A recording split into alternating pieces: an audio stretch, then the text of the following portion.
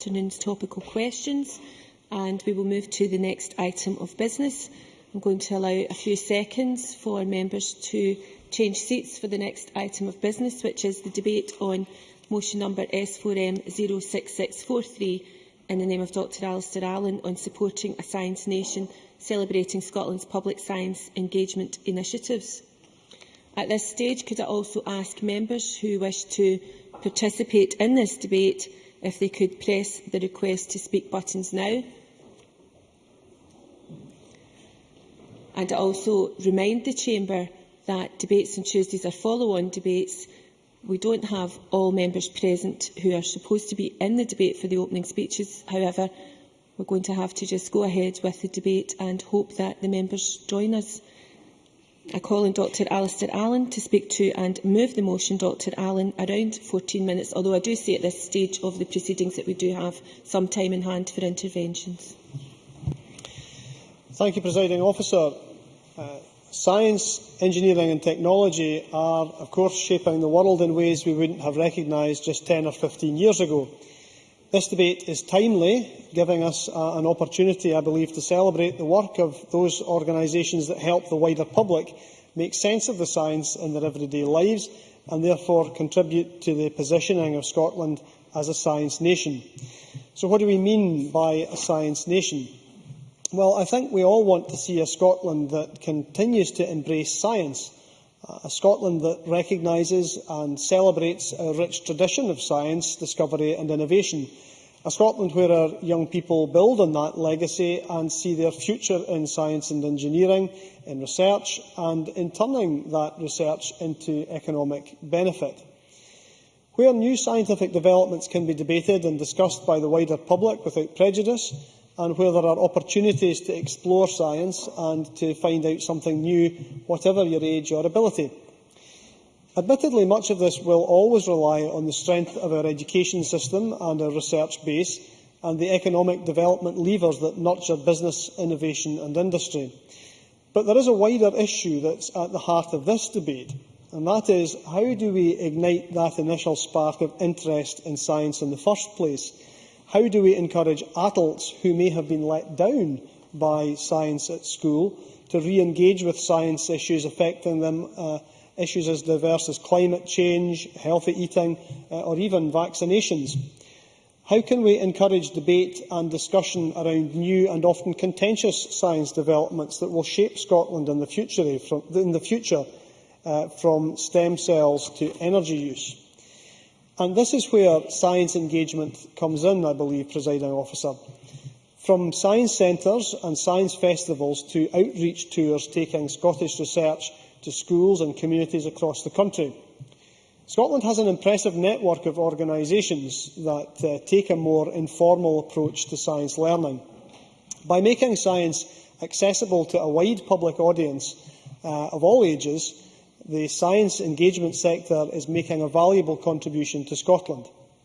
So let me explain in more detail what science engagement means, as it is separate, it should be said, from the formal education system.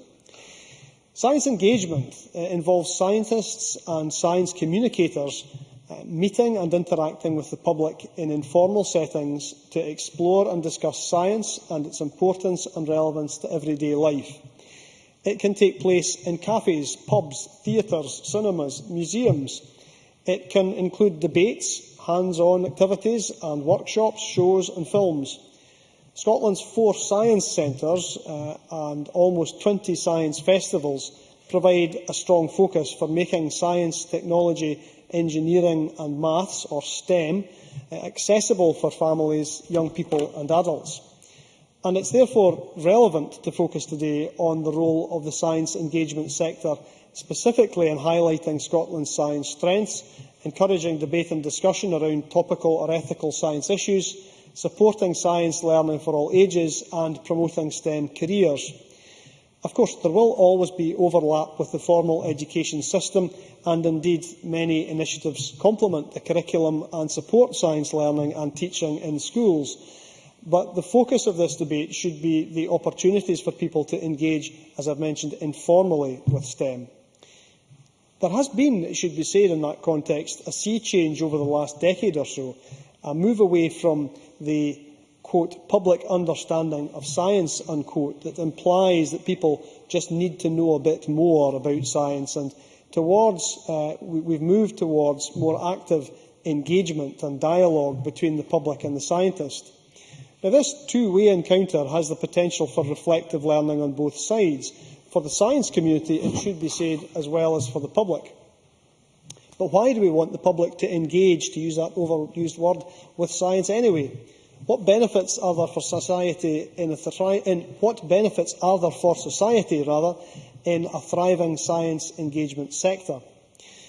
Well, they certainly include encouraging science careers and science skills development, both of which are essential for our future economic growth, and certainly which a number of members on all sides of the chamber have raised, particularly in the context in the past of encouraging women into the world of science and science careers.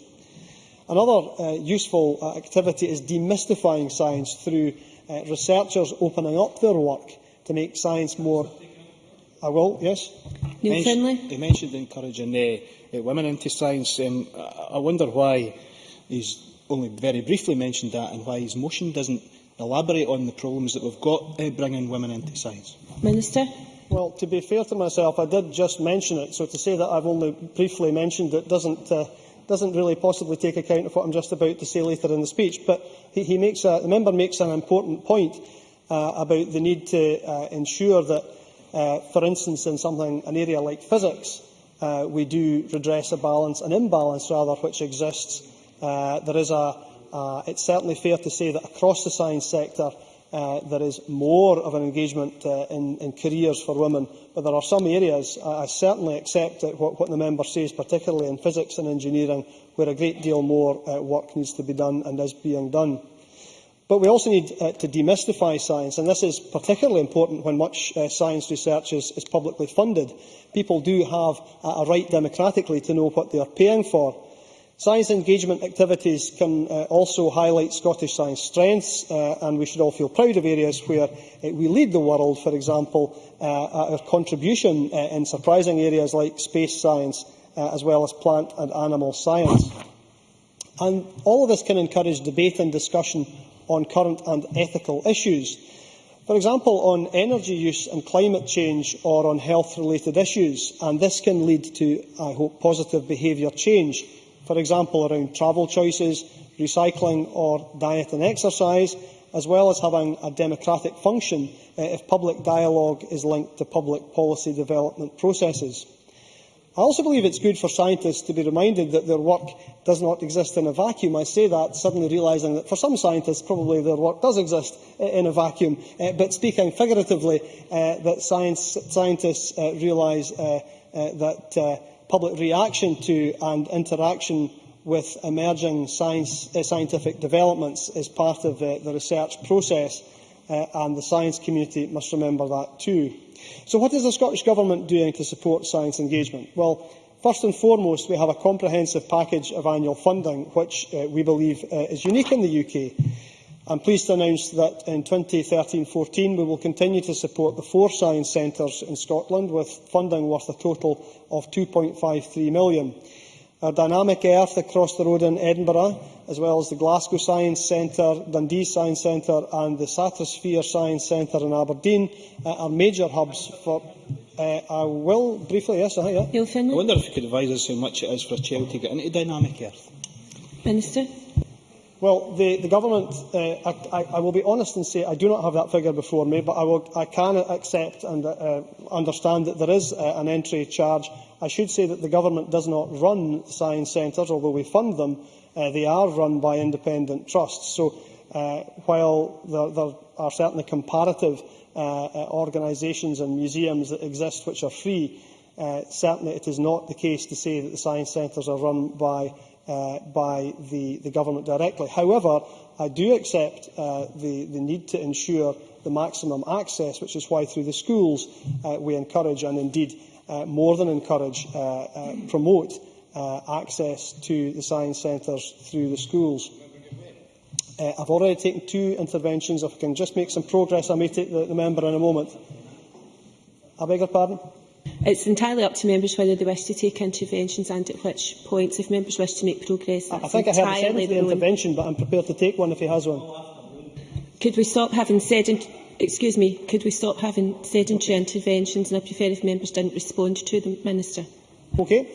In that case, I should talk about the fact that the science centres attract around 650,000 visitors every year, with a mix of exhibitions, shows and workshops for families, young people, school and nursery groups, students and adults.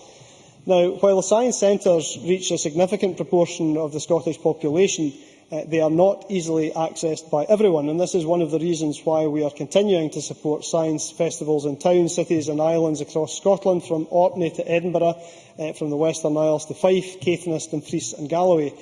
These events provide a more localised, grassroots focus to science engagement, attracting a combined audience of around 200,000 every year.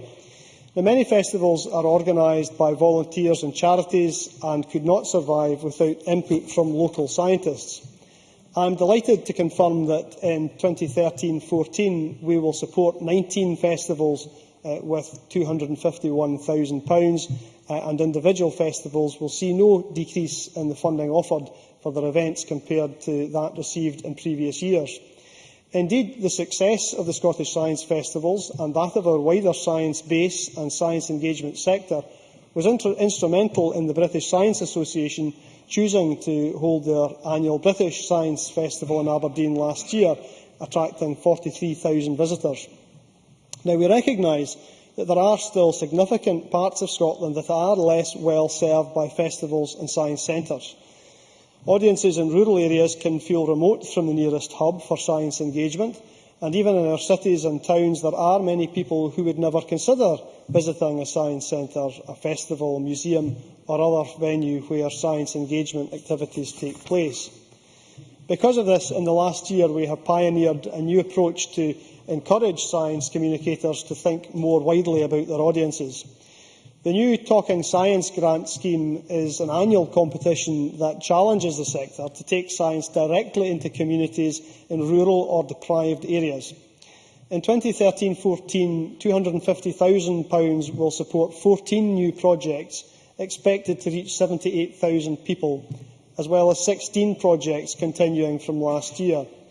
This year's new projects include the Clipperton Project's Floating Lab, a converted boat that will tour Scotland's canals this summer with activities that bring engineering and nature to life, and Edinburgh University's Hope Beyond Hype project that sees stem cell researchers working with patient groups and the wider public in rural areas, especially young people, to explain the potential opportunities presented by this area of science. Now, I said earlier that the focus of this debate is not specifically on science in schools. However, I do want to spend a moment to acknowledge that in 2013-14 we will continue to support a number of initiatives that do provide schools with a way to help bring science learning and teaching to life in the classroom.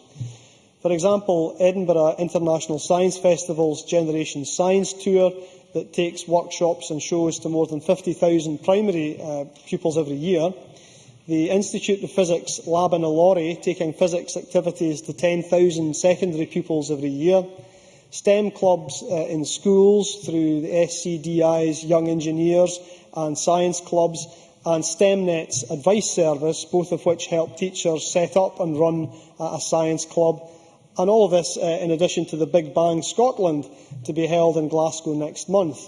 This event gives young people a unique opportunity to explore the STEM subjects in a fun and inspiring environment, coupled with the Scottish finals of a number of Scottish and UK STEM competitions. In 2013-14, we will provide more than £200,000 to support these and other initiatives. So supporting the science engagement community is not just about funding.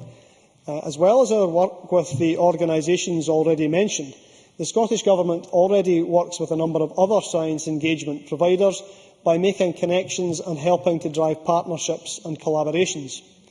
This includes work with STEMnet, the UK-wide charity that promotes STEM in schools, the Edinburgh Beltane at Edinburgh University, and regular liaison with our universities and research institutions, to ensure that they are aligned with other initiatives. For example, partnership in the science engagement community is embracing the 2013 Year of Natural Scotland, with a number of themed events and activities taking place across the country to highlight some of the science aspects of our national natural landscapes and habitats. I believe, Presiding Officer, there is a great deal to celebrate about our science engagement community, but there will always be challenges, particularly around funding and how to increase audiences, and this is especially the case in communities that are less able or less willing to engage with science.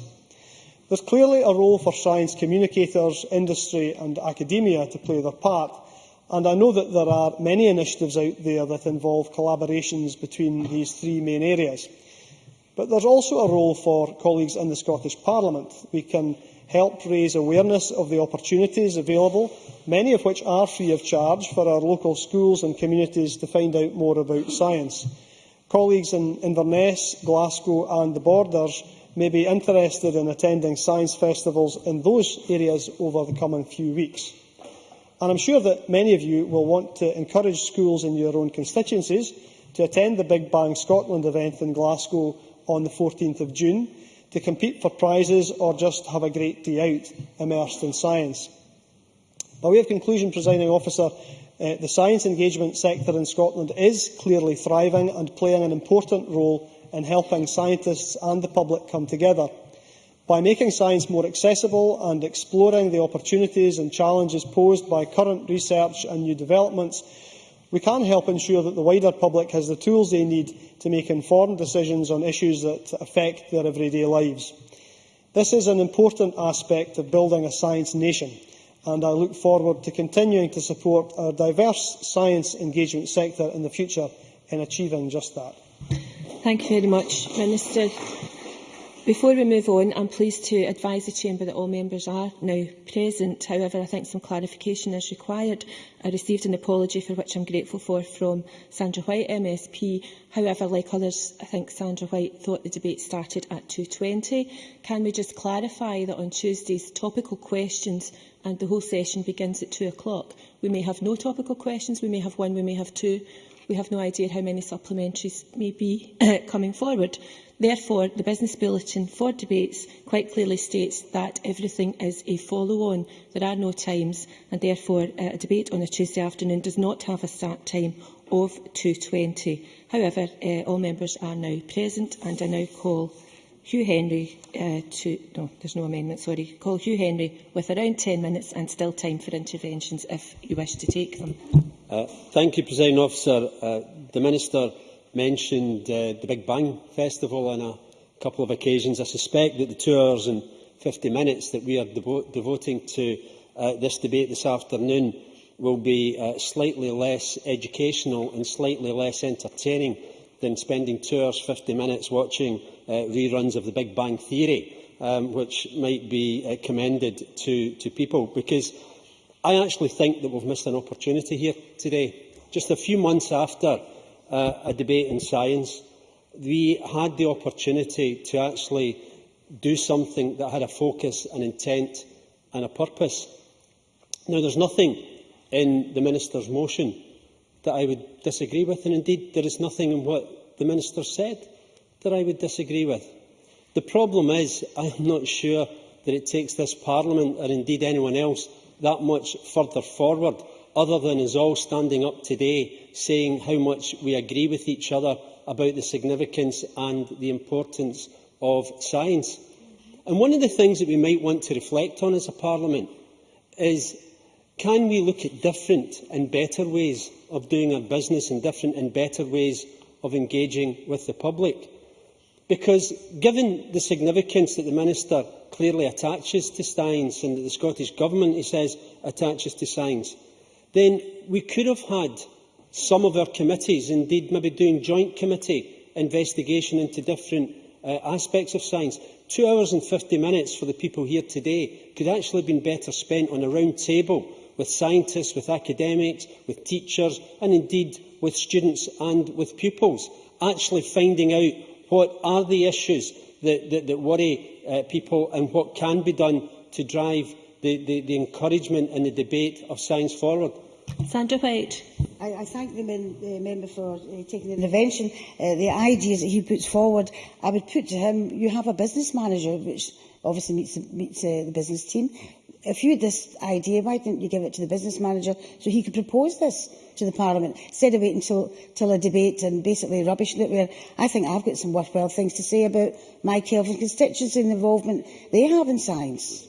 Hugh Henry. Well, I don't know. Sandra White might not understand how the Business Bureau works, but she might want to talk to her business manager about inbuilt majorities and how the business of the Parliament is determined. What I am trying to suggest is that we could find better ways of having a specific focus and coming back to a debate where there is something relevant and pertinent that could actually move the debate and the agenda forward.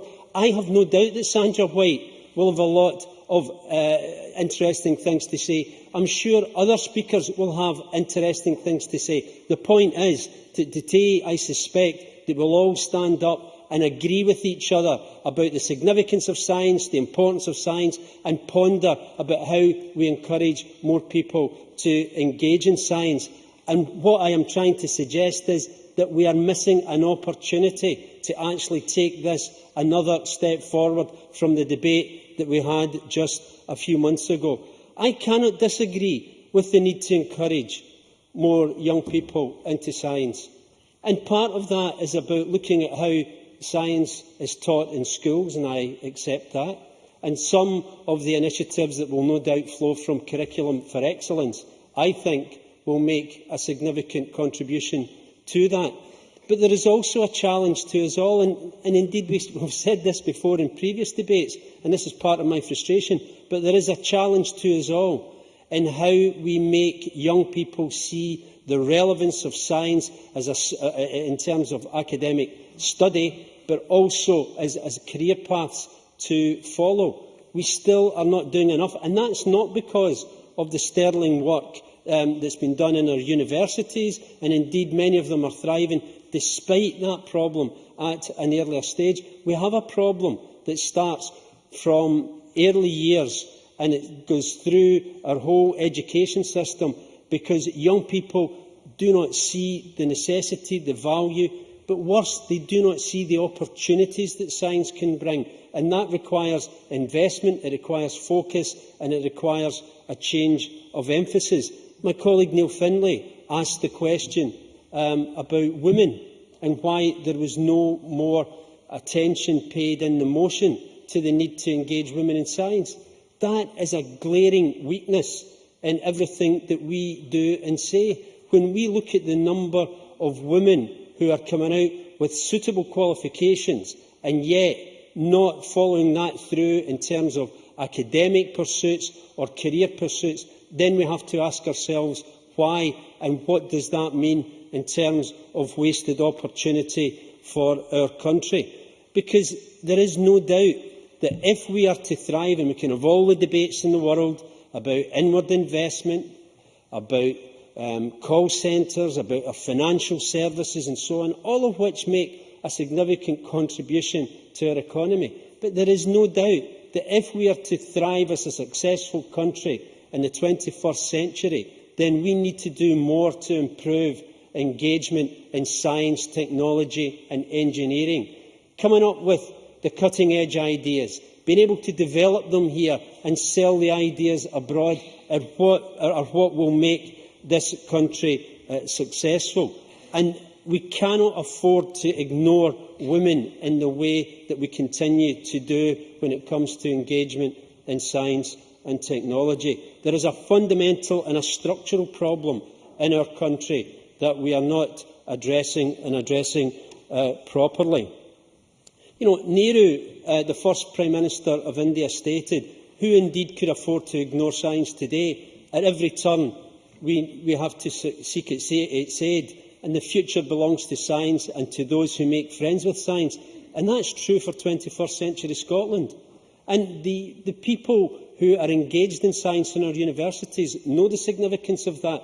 The Minister has mentioned a number of the innovative projects that are on the go in our universities. There is a whole list that you could reel out right across the country of what is going on, and that needs to be given significant and added status. And I would much prefer if we can do that, not just in one debate for 2 hours and 50 minutes, but we actually embed it into the work of our committees in the Parliament, and we as parliamentarians have the opportunity to go out and engage across party lines, because in this I agree fundamentally with the Minister, and there is nothing, as I said before, that I would disagree with in his motion, because it is in the interest of everyone in this country that we do things better than we are doing just now.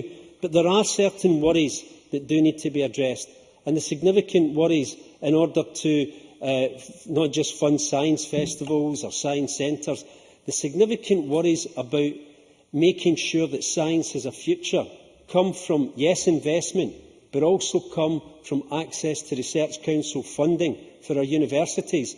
And we cannot ignore the worries that many academics have about access to Research Council funding. And it is not good enough simply to say to them that it will be okay, do not worry about the Constitution, because the money and the access will still be there. That needs to be answered for them, and it needs to be answered for them soon, because they know the significance and importance of Research Council funding. So what we have here is a debate about the value of something that should be fundamental to our education system, but unfortunately, in some cases, it is not. That means that we need to invest in our teachers. We need to empower our teachers. We need to resource our teachers.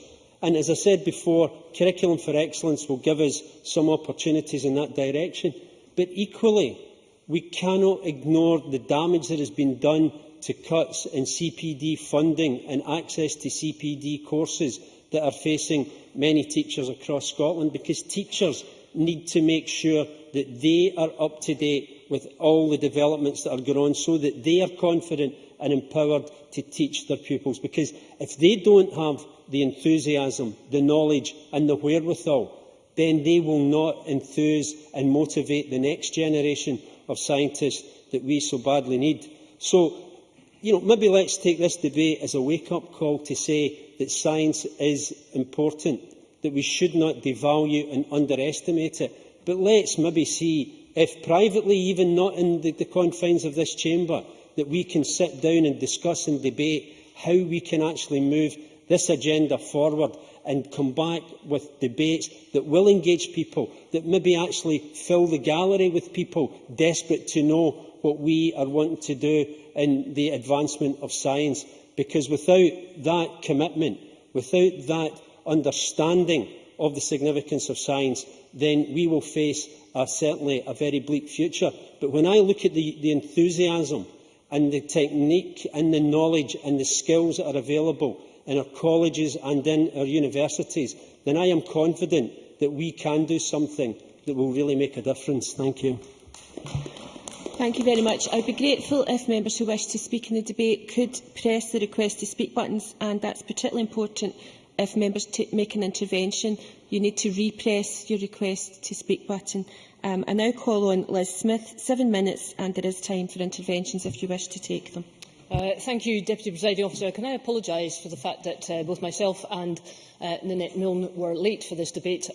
Part of the explanation is that there was no business bulletin available when we both left for committee meetings early this morning, and when we checked at lunchtime they weren't there either. So I do apologise for the fact that we were unaware of the fact there was a slightly early debate. Now, may I apologise also to other members in the chamber.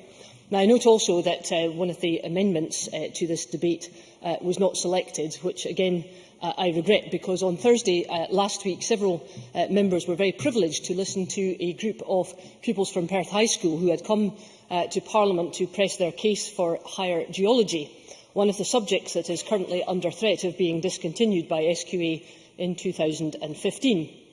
They argued very strongly that geology is a subject that brings together so many different aspects of scientific inquiry, and one which could hardly be more important when it comes to the future of earth sciences and the Scottish economy. Indeed, I felt their case was persuasive.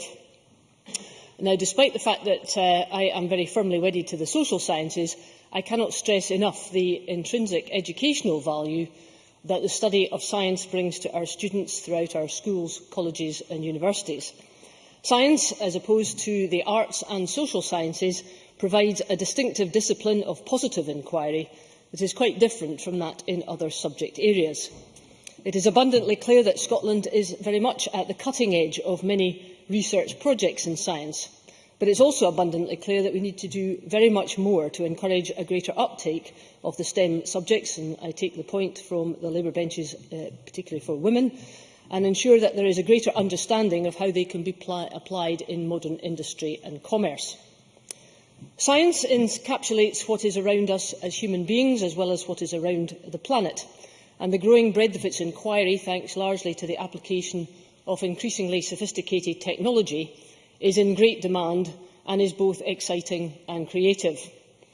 With greater diversity required in the energy industries, with the debates about climate change, rapid changes in communications and transport, and the significant challenges within the health industry, there is no end to the need for well-trained scientists and engineers. Dr Robert Wallace, Head of the Institute for Energy Systems at the University of Edinburgh, has spoken about collaboration and how it is so crucial. And he says that in addition to the advances being made in wave and tidal energy at Edinburgh, at Heriot-Watt and Robert Gordon's universities, researchers now in the University of St Andrews have made very exciting breakthroughs in energy storage. And he talks about the collaboration when it comes to developing new types of lithium batteries, which he is of the opinion will have a major impact on the future of scientific application. There is similar success at the University of Dundee. According to the latest Thomson scientific rankings, it has achieved the greatest impact in molecular biology and genetics and biology biochemistry of all UK universities, and that is a significant achievement. These are just two areas which will significantly enhance the prospects of Scotland for the future, and we must do everything that we can to ensure that these institutions can recruit top-quality science students and staff. Our colleges and universities, as well as our industries, play a crucial part in groundbreaking ideas which are so essential to Scotland's economic growth. Likewise, we all know that there is an increasing number of companies in Scotland whose future success is underpinned by scientific knowledge and its practical application. Electronics has become a vibrant and dynamic industry, significantly contributing to what are the changing needs of other industries, such as automobiles and defence. 70% of Scotland's exports come from science, engineering and technology-related sectors, and yet the oil and gas industries have expressed their concerns about skills shortages, and a recent OPITO survey of companies in Aberdeen identified finding talent and skills shortages as the #1 challenge to their future competitiveness. That is an important warning. Scotland's science centres and festivals play a crucial role in making science much more accessible to all age groups, and for that reason we are very happy to support the Government's motion. Nonetheless, we believe that we need to enhance that attraction and to do more to ensure that there is a stronger and more diverse science qualifications network which will meet the academic needs of pupils and students right across Scotland.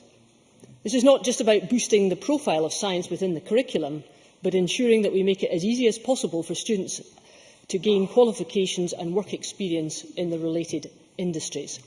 So let me return, Deputy Presiding Officer, to the question of geology, a subject which ought to lead to a wide variety of degree options and professional training for graduates for a range of industries, many of which are absolutely critical to Scotland's long-term plans, particularly in the field of oil and gas, mining and renewables. Job prospects and graduate employment for these students are high, with above-average salaries, yet very disappointingly, SQA is looking to discontinue the geology hire in 2015. This is based, probably not surprisingly, on the very low SQA candidates in 2011 and 2012. So the argument is that the attention should be focused elsewhere on the subjects where there is much greater demand. However, I think we should be very careful about how we make this assessment, a point put to us by Ruth Robertson of the University of St Andrews last Thursday. Now, she's made plain her view that the low uptake is driven by the very low numbers of teachers supporting the subject, and remarkably, no new teachers have been trained since 1985. That statistic is deeply worrying, particularly given the growing scope for earth sciences within the curriculum for excellence and the number of pupils who would like to do it as a subject, if only they could be given the chance. If we dig just a bit deeper, we will see that 13,000 pupils from just over 100 schools have actually been involved in the GeoBus outreach programme run by St Andrews University. It's much more akin to the ratios that we would expect if we look to Wales, Northern Ireland, England and some European countries like Norway. One pupil made the interesting point that you can hardly have a more interesting and exciting country when it comes to Scotland and her geology, so he has rightly posed the question as to why our uptake is so poor. If there are latent reserves in our mineral ores, there is also latent talent in our pupils, and it would be a great pity if they cannot be allowed to develop them just because there is insufficient support for staff who want to teach the subject. So I do hope, Deputy Presiding Officer, that SQA might be persuaded to review its decision. Finally, could I conclude on the basis that science is hugely important to all of us, and it is very encouraging to see a growth in the number of conferences and festivals which are showcasing the best in Scottish scientific achievement. This in itself, however, is not enough to deliver for pupils whose futures will be in the science industries. These pupils, their teachers, need to know that the opportunities will be provided by the Curriculum for Excellence and that it will be supported in the ways that other subjects are, and that everything possible will be done to provide the relevant qualifications so that we have both the number and the quality of science graduates that Scotland needs for the years ahead. Thank you. Can I thank Liz Smith for the apology to the Chamber on behalf of herself and her colleague Nanette Millen. I will look into the issue of the business bulletin, but I must reiterate to the Chamber that the debate did not start early. Topical questions can last up to a maximum of 15 minutes, but they could take significantly less time, and I think that this is a matter that does require some clarification for the Chamber. But once again, thanks very much to the members who have apologised. We now turn to the open debate. I call Stuart Stevenson, to be followed by Ian Gray. Speeches of a generous 6 minutes, and there is time to give members back if they wish to take interventions. Stuart Stevenson. Thank you very much indeed, Presiding Officer. And let me at the outset advise colleagues I will not be deploying my ever-popular Reverend I Am Jolly imitation this afternoon. Others do it so much better than I do. Let me just start by referring to the Minister's opening remarks, where he said he was not speaking in a vacuum. And of course, a vacuum is an entirely theoretical thing, rather like infinity, because it is impossible, when you consider the Heisenberg uncertainty principle and the reverse temporal connection that is associated with the Higgs boson, for there to be any part of the universe which is wholly empty of matter. The Heisenberg uncertainty principle means that, of course, we don't know if there's anything in a particular space until we test it, and then, of course, having tested it and detected it, it is no longer there. Now, of course, this is the sort of language which, fascinating in a superficial way, is meaningless, in a minute, meaningless to a great many other people. So we have to speak in more simple ways. We have to use examples that are more simple. And before coming to a former mathematics teacher, want to just give a little story about my mathematics teacher, who is Doc Ingalls, who is a wonderfully bluff Lancastrian who, in the first year at school, took us round the school searching for infinity. We took the blackboards down, we couldn't find it. We looked in the school dustbins, we couldn't find it. We went out into the playing fields, we couldn't find infinity. To this day, I remember that exercise, and infinity means something to me. I'm going to take Mr Gray, if I may. Ian Gray. Well, the moment's kind of passed, but I just wanted to point out that, of course, you can't talk in a vacuum because sound doesn't travel in a vacuum, the advantage of which being that nobody would be able to hear us scream, Mr Stevenson. Stuart Stevenson. The scream of Schrodinger's cat. That's a rather private reference. I'm going to make some progress, if I may, Presiding Officer, before thinking about another intervention. But the bottom line is we need people who can inspire and link to real life. And I'm going to talk about some women in relation to science and things. And I'm going to start with Mary Queen of Scots, and one of my topics in which I'm particularly interested, which is cryptography. And Mary Queen of Scots used to use a method for corresponding with her lovers, which is actually, in structural terms, exactly the same method that is used by the public key cryptography on the internet and elsewhere that protects our highly sensitive data. She had a box with 2 locks. She had the key to one lock. Her lover had the key to the other lock. She would put her message in the box and lock her lock. The box would go to her lover, he would lock his lock. It would come back to her, she would unlock her lock. It would go back to him, he would unlock his lock. There was only one key, never left the respective people, because compromising the key is the thing that makes it difficult. And that is the basis, hundreds of years later, of how we protect modern financial information. So Mary Queen of Scots, a historic hook, but a very important one that lives on in modern cryptology. We've had a few politicians who've been scientists. Indeed, Isaac Newton was an MP for a period of time. I have to say his contribution to Parliament was relatively modest. He only made a single contribution to Parliament when he asked if the window could be shut because there was a rather disturbing draught blowing along the back benches. But at least he was in Parliament and the opportunity was there.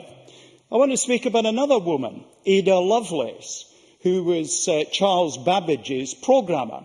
Charles Babbage had a lot of public money to develop the difference engine and the analytical engine, which were mechanical computers, which it wasn't possible to engineer to the required standard. And Ada Lovelace developed the algorithms for these machines.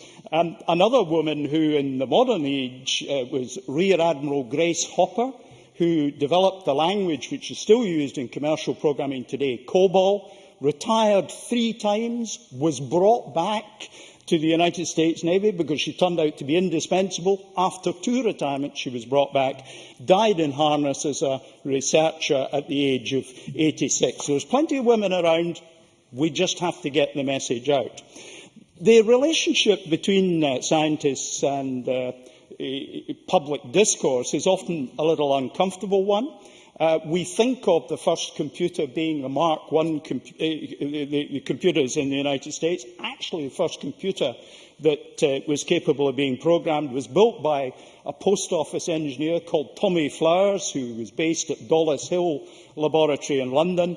And he developed that in 1944, 6 days before the D-Day landings. It was available, and it was an indispensable tool for that. He had to pay for it himself, and the state never fully compensated him for it. Good examples from good scientists as well. Richard Feynman was able to show why the Challenger space shuttle failed without speaking a single word. He took the rubber ring from the solid booster rockets on the Challenger that had been the point of failure, dipped it in liquid nitrogen live on TV during a congressional hearing, tapped the rubber ring on the desk, and it shattered. He didn't say a word, but he found the way of illustrating how science could affect real life. And I hope that we've lots of people who can do that.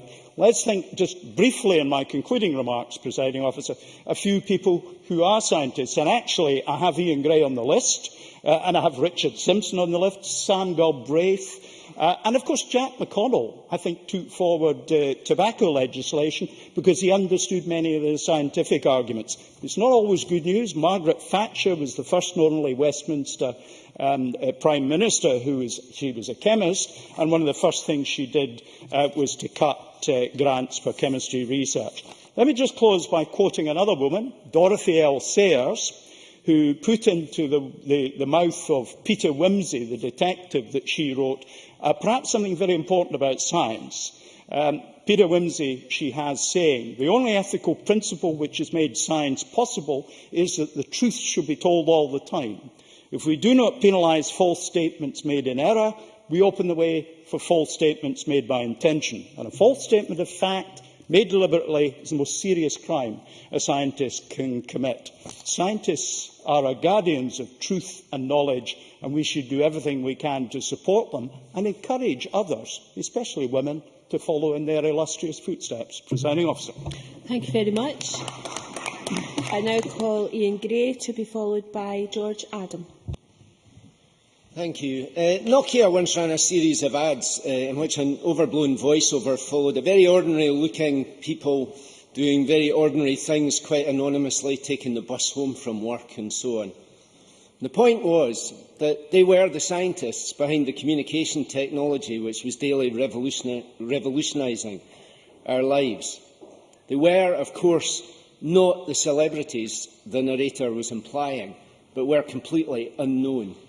Nokia technology might, at a certain point in time, have changed the world, but it did nothing to change the public's disengagement from the science behind it. And Scotland is certainly guilty of that too. We are, after all, third in the world rankings for peer-reviewed papers, yet none of those responsible for that would be recognised in the street, unlike, for example, our celebrity footballers, whose efforts, after all, much as I support them, have left us languishing in 78th equal place in the world. What appreciation of science that we do have tends to be of the dishcloth variety, an ability to recite Scottish inventors of the past, but a complete unawareness of the science happening right here, right now.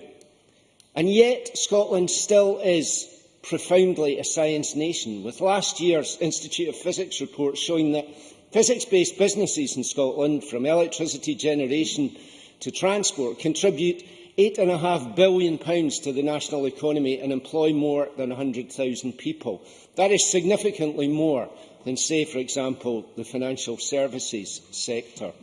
And so it would be good if science was more widely understood, and you won't find me arguing against anything that we can do to raise the level of public engagement with science. In fact, only last week I was delighted to be able to open a tremendous visitor centre at a major science-based enterprise in my own constituency, an enterprise which provides 700 high-quality science-based jobs, supports 33 full Level 4 apprenticeships and pumps £30 million every year into the local economy. But that, of course, was a nuclear power station, science from which the Scottish Government quite specifically wants us to disengage.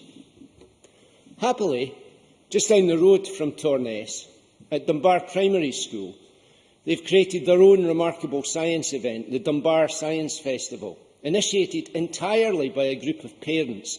This, its third year, attracted some 6,000 people to participate in a week of science-based events.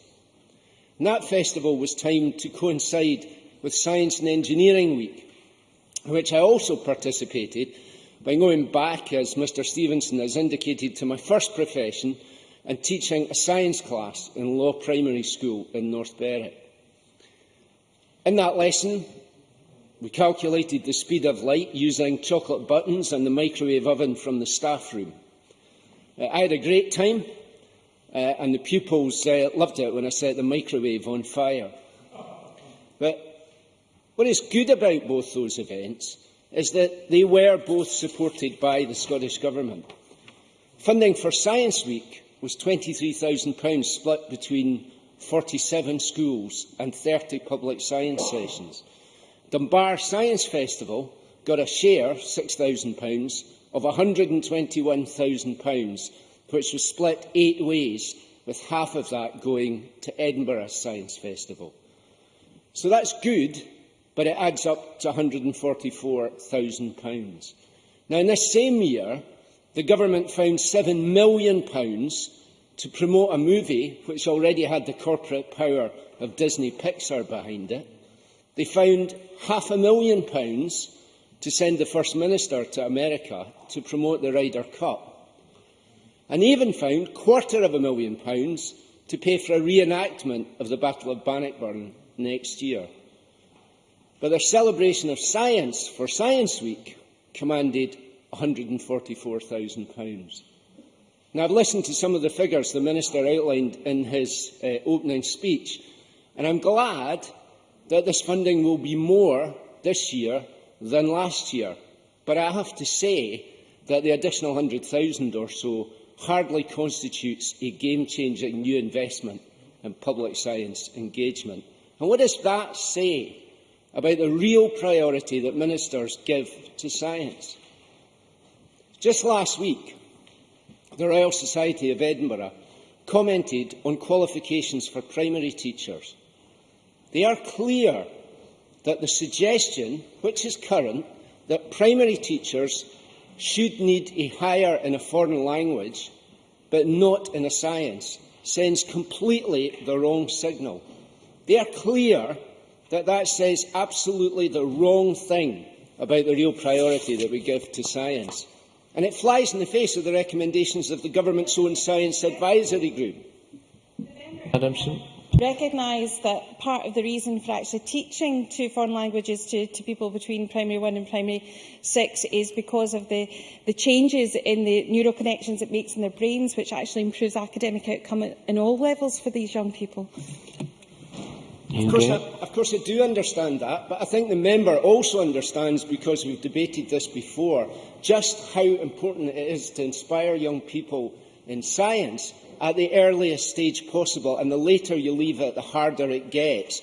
And in order to do that, primary teachers must have confidence in their own ability to teach science and to inspire the youngsters in their charge as early as possible. That same advisory group also recommended primary schools be properly equipped for science. After all, you can only do so much with an old microwave oven. But the Government simply rejected that idea, saying it was a matter for councils. The group also recommended support for a science media centre in order to build public understanding and public confidence in Scottish science and Scottish scientists, exactly the objectives the Minister talked about.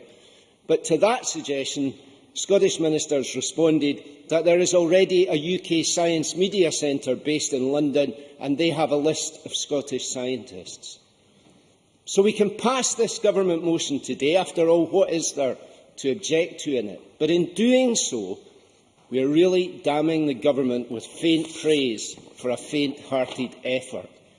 And until we have a Government which really understands that this nation's future depends more on science than it does on Brave and Bannockburn, until we have ministers who respect the views of the science and engineering community on issues like energy supply, and until we have an education system which values science at least as much as languages or Scottish studies, then in truth we are kidding ourselves that we are protecting this country's legacy and securing its future as a science nation. Thank you very much. Before I call George Adam to be followed by Claire Adamson, I would just draw the Chamber's attention to the fact that there is copious amounts of time in hand at this stage today, so interventions will be welcomed, as will the full and detailed expression of your views on science. Mr Adam. No pressure then, Presiding Officer. Presiding Officer, science is a real priority for the Scottish Government, and I would like to use some of the time that I have to actually increase this argument. All of us in this chamber and beyond know the importance science and innovation has played in our nation's past and its value to the future of our nation. Innovations that we can all rhyme off with the advances that have been made and the economic importance associated with them. Scotland has been particularly blessed with significant figures that have made the breakthrough in scientific fields. Of course, this may be chance, or it may be some social or educational trait that somehow is encouraged in an unidentifiable way, or it has to do with the importance that we have viewed education throughout the centuries. The importance that we view science and the results of exploration in the field has meant that we have had a wealth of individuals. Yes? Ian Gray.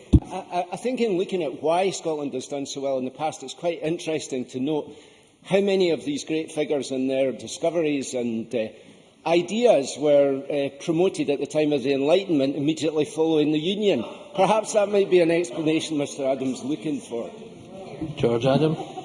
If you let me develop it further, we'll maybe get to some of the answers to your questions, Mr Gray. The importance that we view science and the results of exploration, a wealth of individuals which have made science and maths more understandable, but also made all of our lives easier, in some cases much less hazardous. The National Library of Scotland asked the public to vote in their top 10 scientists. Many of the individuals that probably Mr Gray was talking about, that have made a contribution to their daily lives. It's a major achievement for any nation to have such a list of scientists, but when we look at the innovation, we can see just how special these are. The Scottish Science Hall of Fame reads like something from a boys' and girls' own adventure tale. It captures the imagination of young people. John Logie Baird is one of them, used a coffin lid and biscuit tin to create his first television. If only we could manage that now with a plasma 50-screen television myself. James Clerk Maxwell made discoveries about Saturn, about electricity and magnesium. John Napier invented logarithms. Yes, no problem. Neil Findlay. It mentions the Science Hall of Fame and saying it is a boys and girls, whatever, I can't remember what it referred to, but if the top 10 scientists, there is not one woman in it. Is that not the problem that we're trying to address? George Adam. It's normally, when you're actually intervening in someone, it's probably a good idea to listen, Mr Finlay, and actually know what the person said. But the top 10 was voted for with the National Library of Scotland. Now, all the individuals made a difference, and these people were able to actually work with vision, spirit, and their stories will encourage young people, many of them that are sitting here today, to actually look at the sciences and for the future. Presiding Officer, the development of science does not only lie in the past, it continues. The Scottish Government recognises its importance. Investment in our nation's future as people continues with investment in Scotland's 4 science centres in Aberdeen, Dundee, Glasgow and Edinburgh, as has already been mentioned by the Minister. And I have to say, is when I went along with my children when they were a lot younger, they had already been to Glasgow Science Centre and they knew more about some of the things than I did when they went there. But it was a classic example of how the Minister says of science engagement, encouraging everyday situations so that children became to understand some of the things there. Also, on that occasion, it was the first time I managed to go and see an IMAX movie at the time as well. So all these things are connected. The positive investment in science as well, the 19 Scottish Science Festivals across Scotland, and the new grant scheme for activities to take science to communities across the country. We all know that standing still is not an option, and we all have to look at our mobile phones from 10 years ago to see the developments that have made in our everyday life. Science is a part of this government's economic strategy, improving public services and quality of life, including health and the environment. In an Institute of Physics report, it stated that 10% of Scotland's economic output comes from the physics-based sector alone. This itself is a very impressive figure. I am sure that no one will be surprised, and they will be interested to hear, that the university in my hometown of Paisley, the University of the West of Scotland, has its own Innovation and Research Office. This office facilitates relationships between the university and outside organisations, providing consultancy and contract research options for businesses. A prime example of how academia and economic development can develop together, working closely on shared ideas, research and development. UWS has a distinguished history on research in areas that are particularly important: applied computing, business management, leadership, creative and cultural industries, education, engineering, health, nursing, midwifery, science, social science, the film and sensory technologies. Presiding Officer, we must remember we need to fill our universities and college places with people who are interested in science and have a vocation to work in the sector.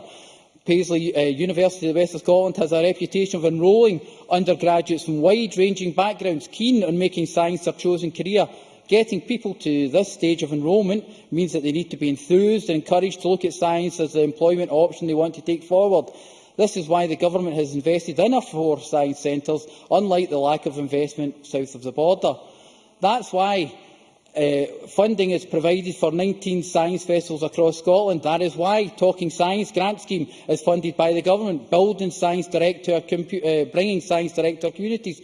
Presiding Officer, it is with these initiatives that Scotland will move ahead in 100 years, and we may have different members of the Scottish Science Hall of Fame, many of them may be women, but it is with this ambition, this focus, that the nation of Scotland will continue to flourish. And hopefully, Presiding Officer, this debate doesn't possibly put the young people that are attending here today off the idea of a career in the sciences. Thank you. Thank you very much. Now call on Claire Adamson to be followed by Mark Griffin. A generous 6 minutes, please. Presiding Officer, I will endeavour to speak to infinity and beyond. Can I first start by actually taking issue with one of my colleagues, Mr Stevenson, but I feel compelled in the interests of truth to clarify that Richard Feynman used ice water to demonstrate that the O-rings had failed in the Challenger disaster, making the point that it was actually normal atmospheric conditions that had led to that. And also, although he revealed to the world what had happened, it's now commonly known that he was tipped off by female astronaut Sally Ride as to the cause of the disaster. Presiding Officer, there are many of my colleagues in the Chamber who enjoy the blip photo phenomenon and go around taking photographs of things that they see in their daily lives, of the flowers, the fauna and the landscapes of Scotland. However, I follow Chris Hadfield, recently returned astronaut from NASA, the Canadian astronaut, who also takes photographs on a daily basis when he was on his mission and shared them with the world through Twitter. And having been inspired by Mr Macintosh last week to fly to his computer to view the Horsehead Nebula, I hope to inspire those in the Chamber today to seek out some of Chris Hadfield's photographs. They include hot smokestack exhaust streams in harsh winds across Central Asia, clouds swoop in the Crimea, a white bird across the Black Sea, or my very favourite, an absolutely spectacular view, simply entitled Canada Rocks. Presiding Officer, there is no doubt that astronauts like Chris Hadfield, who have captured the imagination of the world, can inspire and enthrall our young people. Indeed, I was delighted to attend an event recently at the Royal Society of Edinburgh where Nadine Cox of NASA's Jet Propulsion Laboratory, the JPL of course made famous to young people the Big Bang Theory, as she undertook a series of talks around the world about her involvement in NASA, but specifically in the Mars exploration as part of the mission operating and flying the rover to Mars. And Nadine Cox, on her visit, also visited Primary 7 audiences from Bellsbank, Little Mill, Dunmellington, Patna Primary Schools and pupils from Doon Academy's Astronomy Masterclass. The P7 pupils have been attending the Academy as part of their transition project, which is focused on astronomy and the local Dark Skies Observatory. So I was very pleased that in Scotland we also have world-class academics and scientists prepared to do all they can to inspire our young people. In Anne Glover, we have the first ever scientific advisor to the European Commission. We have a wonderful role model in her. And Scotland's budding scientists, whether they be young women or young men, have a great opportunity to look to the role models in our society. As mentioned earlier, Chris Hadfield says that Canada rocks, but we all know that it's Scotland that rocks. James Hutton, at the time of the Enlightenment, was a pioneer of geology. He was a geologist, a physician, a chemical manufacturer, a naturalist and an experimental agriculturalist, and is known as the father of geology. But we also have Maria Gordon, who was born in Monymusk in Aberdeenshire and became the first woman to gain a PhD from the University of Munich. She has published more than 30 papers in geology of the South Tyrol region of Italy and was the first geologist to show that limestone peaks were formed by the movement in the Earth's crust. So it's great delight that I also attended the event mentioned by Liz Smith last week in the Parliament with students from Perth High School, professors and a teacher speaking about their experiences in studying higher geology. Exactly the type of round table Mr Henry was looking for. It was a pity he missed that event. Can I just quote from some of the experiences of the young people from Perth High School? They say that they were given a stunning tour of dynamic Earth before they attended, with its friendly scientific director, Professor Stuart Munro, and they flew to distant planets in search of alien life and all over the beautiful biomes on Earth, looking at the tundra, deserts and tropical rainforests. And I didn't see all of their presentation, but I know that it was very well received by those who were there. And Fraser had brought along a range of rock samples, including obsidian, pumice and sandstone. He explained the stories the rocks can tell us about the past climates and the environments that existed in Scotland on our journey north of the equator over millions of years. And Craig, Brooke and Fraser then spoke about a wide variety of topics that they'd covered in geology and enthused about Scotland Rocks, a conference that they'd organised for higher geology pupils from all over Scotland in March. And they even included a personal message from Professor Ian Stewart. Of course, Professor Ian Stewart has been one of our foremost scientists in Scotland and a great inspiration to young people. And while I share some of the concerns Liz Smith has raised eloquently in the Chamber today. I am sure the Cabinet Secretary and the Minister will take those on board. Certainly will. Thank you. Most grateful to the member for taking intervention. I too had the pleasure of attending the excellent event that Liz Smith organised, and all credit to her for doing so. And we listened to the enthusiasm of these school pupils in terms of their pursuit of science. She mentioned one of the pupils who, of course, made the memorable comment that he wanted to make lots of money for the Scottish economy in terms of him pursuing a science career. And I think that's, of course, a very important point here. The application of science is a very growing and important industry for Scotland, and that's something that I think we would all recognise and wish to encourage. Absolutely agree with the member, and geology being pointed out as being hugely important to oil and gas and renewables technology as we investigate those areas in Scotland. And if I could just mention a little bit more about the Scotland Rocks. It was an excellent example of engagement with people in the community. It involved a large number of people from across Scotland with an interest in geology that Perth High School took part in. 35 students from them, Bannockburn High, Fortrose Academy, George Heriot School and West Calder High. And it was to celebrate and raise awareness of the profile of geology in Scottish schools. And it was an excellent event and an excellent example of engagement with the community. Thank you, Presiding Officer. Thank you very much. I call on Mark Griffin to be followed by Willie Coffey. Thank you very much, Presiding Officer. I welcome the opportunity to participate in today's debate on Scotland as a science nation. I'm an engineer by trade and know the important role the STEM sector plays in a modern Scotland. Scotland has produced some of the world's greatest inventors, scientists, mathematicians and engineers. Pioneers who have led the way in innovation, whose imaginative thirst for knowledge and technological advancement helped shape the modern world. John Logie Baird, Alexander Fleming, Alexander Graham Bell and James Watt are just a few of the names of people who have paved the way for scientists, engineers, inventors and mathematicians of today, although it should be noted that the top 10 list of scientists, as pointed out by Mr Finlay, contains no females, and that's a point I will return to. Science plays a pivotal economic role in Scotland and will continue to do so. The energy sector alone is predicted to create between 5,200 and 9,500 jobs per year to 2020.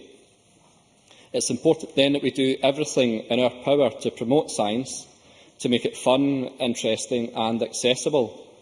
Places like My Dynamic Earth in Edinburgh, the Glasgow Science Centre, the Sensation Science Centre in Dundee and the Stratosphere Science Centre in Aberdeen do an excellent job in presenting science in a different way, capturing the imaginations and interest of aspiring scientists, young and old.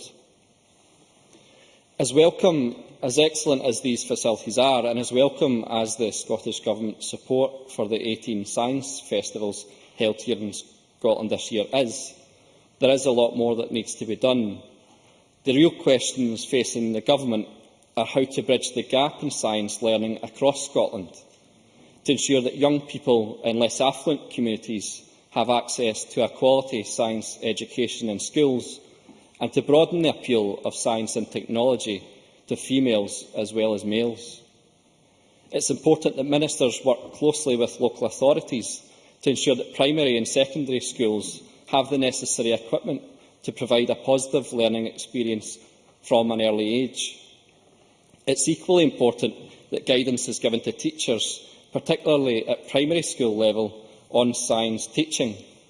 Last year, the Government commissioned Science and Engineering Advisory Group expressed major concern at the lack of confidence among primary teachers when it came to teaching science. I also have a number of concerns about the Government's strategy when it comes to colleges, a matter I have raised in the Chamber repeatedly. The Government's Science and Engineering Advisory Group highlights provision in science and engineering is resource-intensive and therefore vulnerable to cuts in expenditure, which presents a threat to expensive laboratory and workshop-based facilities. By cutting college sector funding, the Scottish Government risks the quality of science teaching in our further education centres. Furthermore, with the forced merger of colleges, including two in North Lanarkshire, the Government will make it more difficult for students to access those science courses locally. Now, as I mentioned earlier, and has been mentioned by previous speakers, the Scottish Government must do more to remove the barriers facing women who seek to work in the sciences or engineering. When I was studying mechanical engineering at university, I was in a class of around 120 students. Of those 120 students, around 10 were female. That's less than 10% of women in a class studying for a profession with perhaps the best job opportunities and growth in Scotland, as was highlighted earlier with the projected job figures in the energy sector alone. Certainly. I'd just like to make the suggestion that one of the things we're not doing very well is searching for good female role models, because I suspect, and the Government could do more, we all could do more. I was, for example, slightly surprised when my colleague was talking about space flight, that she failed to mention that the first civilian to fly in space was a woman, Valentina Tereshkova, in June 1963. But we don't know that. How many other women role models have we failed to search out, identify and equip teachers who aren't necessarily specialists in science in the STEM subject with that kind of knowledge? And I suspect that's something the member might care to agree with me on. I certainly would agree that there are a lack of, not a lack of role models, but certainly a lack of identified role models that come to mind easily that would inspire youngsters. But also, I think we have to challenge some of our supermarkets and different retailers and how they market materials for youngsters. Only recently Tesco were challenged on the fact that they listed in their Toys for Boys section a chemistry kit, which apparently Tesco decided was only fit for young boys and wasn't an appropriate toy for young girls. So I think that's something we could do on a practical level to challenge that too. Now, I mentioned the numbers who were in my university class at the start of that course, but at the end of the course, when we look at the numbers who actually graduated, those figures were even worse. Out of the 120 students who started that course, only 3 females graduated at the end of those 4 or 5 years. And when I entered employment, that picture didn't change. I worked for a company manufacturing crushers and screeners for the demolition and quarrying industry. In the design room of approximately 50 staff, there was 1 female employee. On the factory floor, again, 1 female employee who was a health and safety officer compared to hundreds of skilled male technicians. That's not to say the company had a poor record of employing women. There were plenty of women employed in secretarial roles, in senior HR, finance and marketing roles. But there was a clear divide in that company between the technical side of the business and the rest of the company. The Scottish Resource Centre for Women in Science, Engineering and Technology has recently been awarded close to £500,000 from the Big Lottery Fund for its Step Up project, which offers assistance for women going into or returning to work in that sector. I think it's appropriate at this time to highlight the reason the award was granted by the Big Lottery Fund. The Director of Big Lottery Fund Scotland, Jackie Killeen, stated that barriers and discrimination are very real, and it's incumbent on Scottish ministers to also take action to ensure those barriers facing women are removed. Presiding Officer, I welcome the commitment and dedication of scientists, engineers, mathematicians and innovators, and I hope the Scottish Government will do all they can to provide the best opportunities for future generations of scientists from all genders and all backgrounds across Scotland. Many thanks. Now Colin Willie Coffey to be followed by Sandra White. Thanks very much, Presiding Officer. Scotland has a continuing reputation in the world for scientific innovation and creativity, punching far above our weight and our numbers in the world. We have the highest rankings of citations of our scientific papers anywhere in the world relative to our GDP, and we excel in the fields of agricultural sciences, pharmacology, toxicology, space sciences and plant and animal sciences. Our scientific collaborations with the USA, Germany, China, France and India are increasing. The President of the Institute of Physics, Sir Peter Knight, said that physics-based businesses drive the economy of Scotland and that we lead the UK, and that now is the time to build on this advantage. Presiding Officer, I will go on to illustrate in a minute or so how two distinctly different countries in Estonia and China are both successfully growing their own economies through science and innovation, and that this may be something for us to be aware of here in Scotland. With our rich history of achievement in science, it is regarded as slightly unusual, perhaps, for people with a science background to come to the Parliament to serve as members. I think I may be one of the few in here with a science honours degree, and in my case in computer science. And I recall the Royal Society reminding us some time ago that much more scientific knowledge exists outside rather than inside government. Perhaps something we need to be mindful of in the years ahead too. So how does Scotland get to be so highly regarded within the science communities throughout the world? Clearly, our long history of scientific achievement and the excellence of our universities has played a huge part in maintaining our reputation for science. It draws gifted people to work and study here, and we all reap the benefits. But in this modern era, there is much more going on that will hopefully give Scotland our science heroes of the future. And there have been some examples from members around the Chamber today, including many references to the science centres and the vital role they play in reaching out and providing engagement. The festivals that surround that, there's something like 19 or so, as I understand it, throughout Scotland. The moves within schools to give kids more practical science experience and professional development for our primary teachers in STEM subjects. The Minister mentioned Career-Wise Scotland initiatives and so on and so forth. And Europe plays its part too in providing some £30 million a year of valuable research funding to our institutions. So all of these initiatives play their part in nurturing new Scottish talent to take up science as a career, and Scotland will need these types of initiatives to continue if we are to maintain any kind of leading position in the field. What's happening, therefore, in other parts of the world? In Estonia, a recent article on developments there showed us that even the smallest independent countries have invested heavily in encouraging new generations of software engineers, a subject closer to my own heart.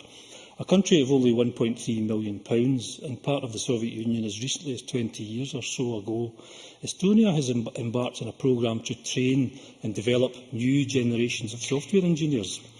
We must all have heard of Skype, the interactive video, voice and text environment, doing things together when we are apart, that keeps so many of us in touch with each other throughout the world.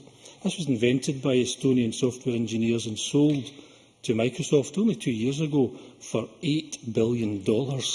At peak times, it's estimated that there are some 40 million people online at the same time using Skype. Now, Estonia, as they are becoming known, is very much at the centre of innovation in software design and looks like maintaining this for some time to come. Quite an incredible achievement, and one Estonia can be very proud of. Over to China, from one of the smallest to the biggest country in the world, 30 years on from Deng Xiaoping's economic reforms, China's moved from a relatively poor agricultural country to the second biggest economy in the world. Their aim was to make the transition from agricultural to industrial and on to an innovative society with science and technology as the centrepiece to achieve this. Now, China still has some way to go, but the signs are good or they're ominous, depending on your point of view. From a starting point where very few of the major commercial technological breakthroughs are coming from China, and only 5 of the Chinese universities are ranked in the top 500 in the world, we've now got a situation where their investment in research and development has increased tenfold in only 10 years and is now standing at over $135 billion per year. Chinese students are now outstripping their American counterparts, and by 2015, China will be the #1 publisher and quoted source of scientific papers in all fields of science, a certain inevitability that China has planned well to achieve. Now, from Estonia and China back to Kilmarnock. Locally in my own constituency, we have recently set up an Engineering and Science Society, which I have mentioned in the Chamber before, which has been meeting in Kilmarnock for over a year now. I think its aims are to promote science and engineering and to attract school pupils in particular and the public to these lectures. We have been graced by some wonderful contributions from the likes of Professor Colin McInnes, Dr Peter Hughes, Professor Martin Hendry and Dr Victoria Martin, a Kilmarnock woman who is doing some particularly important work on the whole Higgs boson experience that we're familiar of. Presiding Officer, in conclusion, how do we in Scotland then, with our long history of innovation, invention and excellence in science, maintain this reputation and indeed continue to compete in the world of science? This won't remain with us because of our wonderful reputation, nor without considerable effort. We must enthuse our youngsters with the possibilities of what science can do and the opportunities that it brings. That's why the Scottish Government science engagement programmes are crucial to this. We have to back up the enthusiasm with investment that makes it all possible and the expertise that makes it all happen.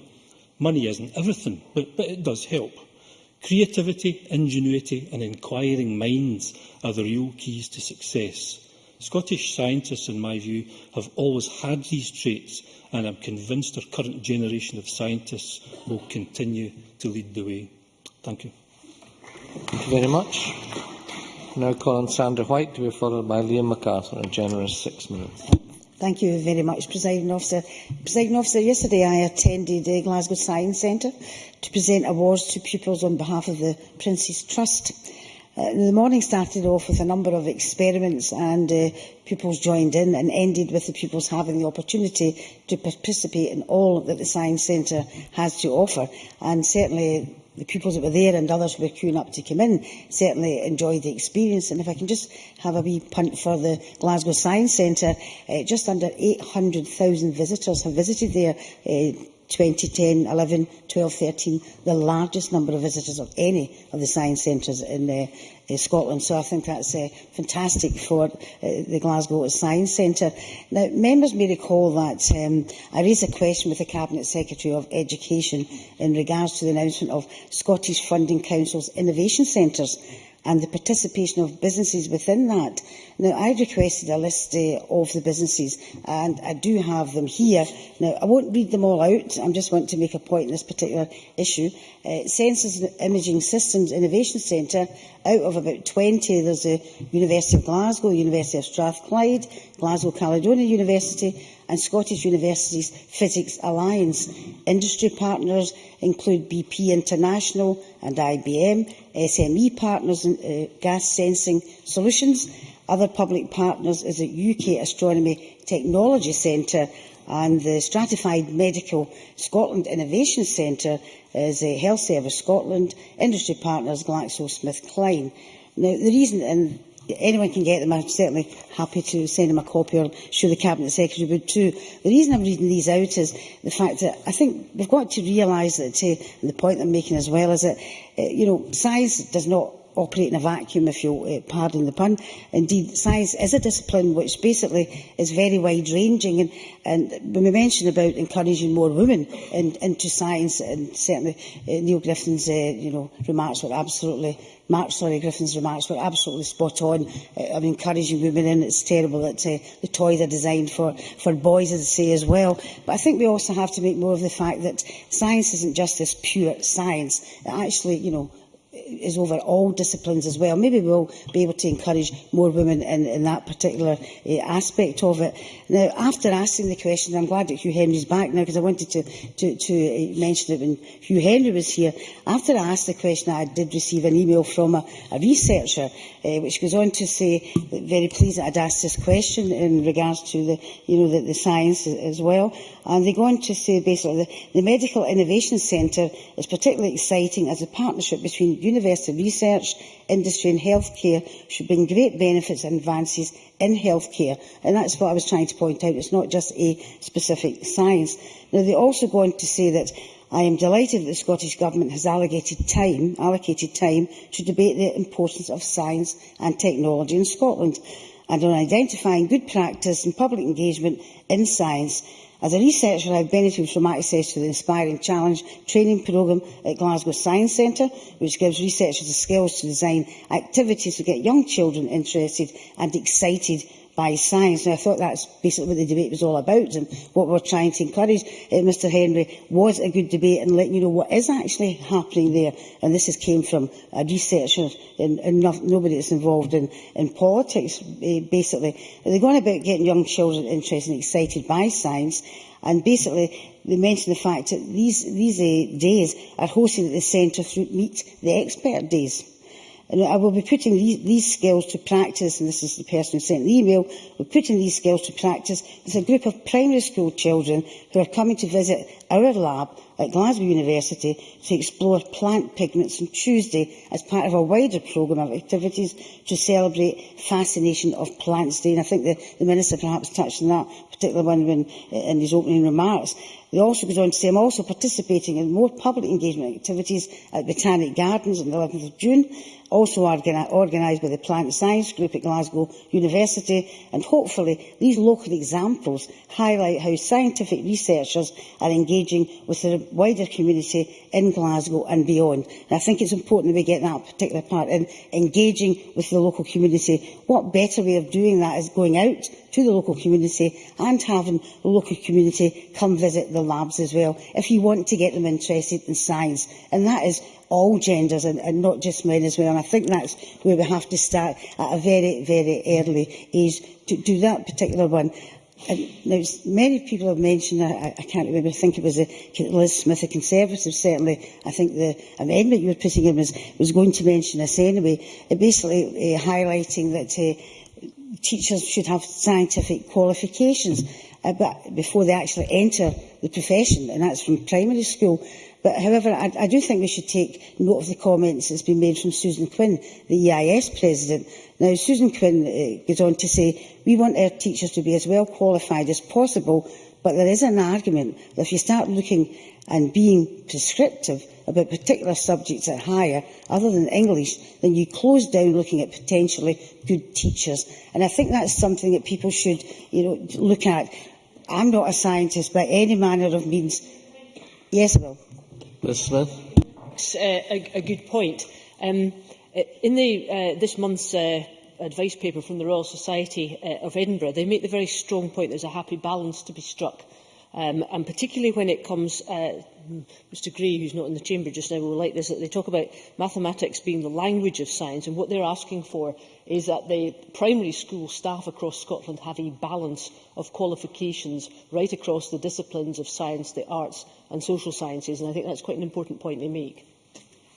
I thank Liz Smith, in the intervention. I think it's better it's clarified, because it certainly did come across that they were actually asking, and others were asking, that they have, a scientific higher anyway, at least before they could even enter into primary school education. But I think your reply is well made, and I'm sure it will be taken on board, and I completely understand that. But I think we do have to be, look at this particular issue.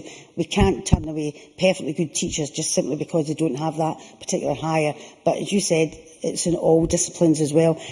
So, Presiding Officer, I know that my time's up now. And in conclusion, I just want to say that I think it's been a very good debate. As I say, I'm not a scientist by any manner of means, but certainly look at the discipline in its wider ranging context. And I think we should have more debates like this, particularly if there's younger people in the audience as well, that can actually take this on board and don't always think that to be an astronaut you have to have science qualifications. There's other things you can do with science qualifications, and I think we should have more debates on it and make it much more wide-ranging, and perhaps then we'll encourage more women to come into science. Thank you very much, Presiding Officer. Thank you. We'll now call on Liam MacArthur to be followed by Nigel Donn. A generous 6 minutes. Thank you very much, Deputy Presiding Officer. I welcome the opportunity to participate in this debate. Despite the copious amounts of time available, there are probably innumerable issues that I won't have time to cover, one of which is the issue I think a number of members are quite rightly focused on, which is the problems we still experience despite successive initiatives and a determination, I think, that spans across the political parties to encourage more women, not just to get into STEM subjects, but actually to remain there, because I think the numbers have improved in certain instances, but what we still haven't cracked is the ability to retain and encourage women to remain in careers, whether it be in private enterprise, whether it be in academia, wherever, to remain in the STEM environment. I think Ian Gray, in an excellent contribution, highlighted a number of strengths that we have here in Scotland in terms of the current science that is being undertaken, not just in our universities, but more broadly. But I think I would like to concentrate my remarks on three different areas that I think are pretty fundamental to the whole public engagement strategy.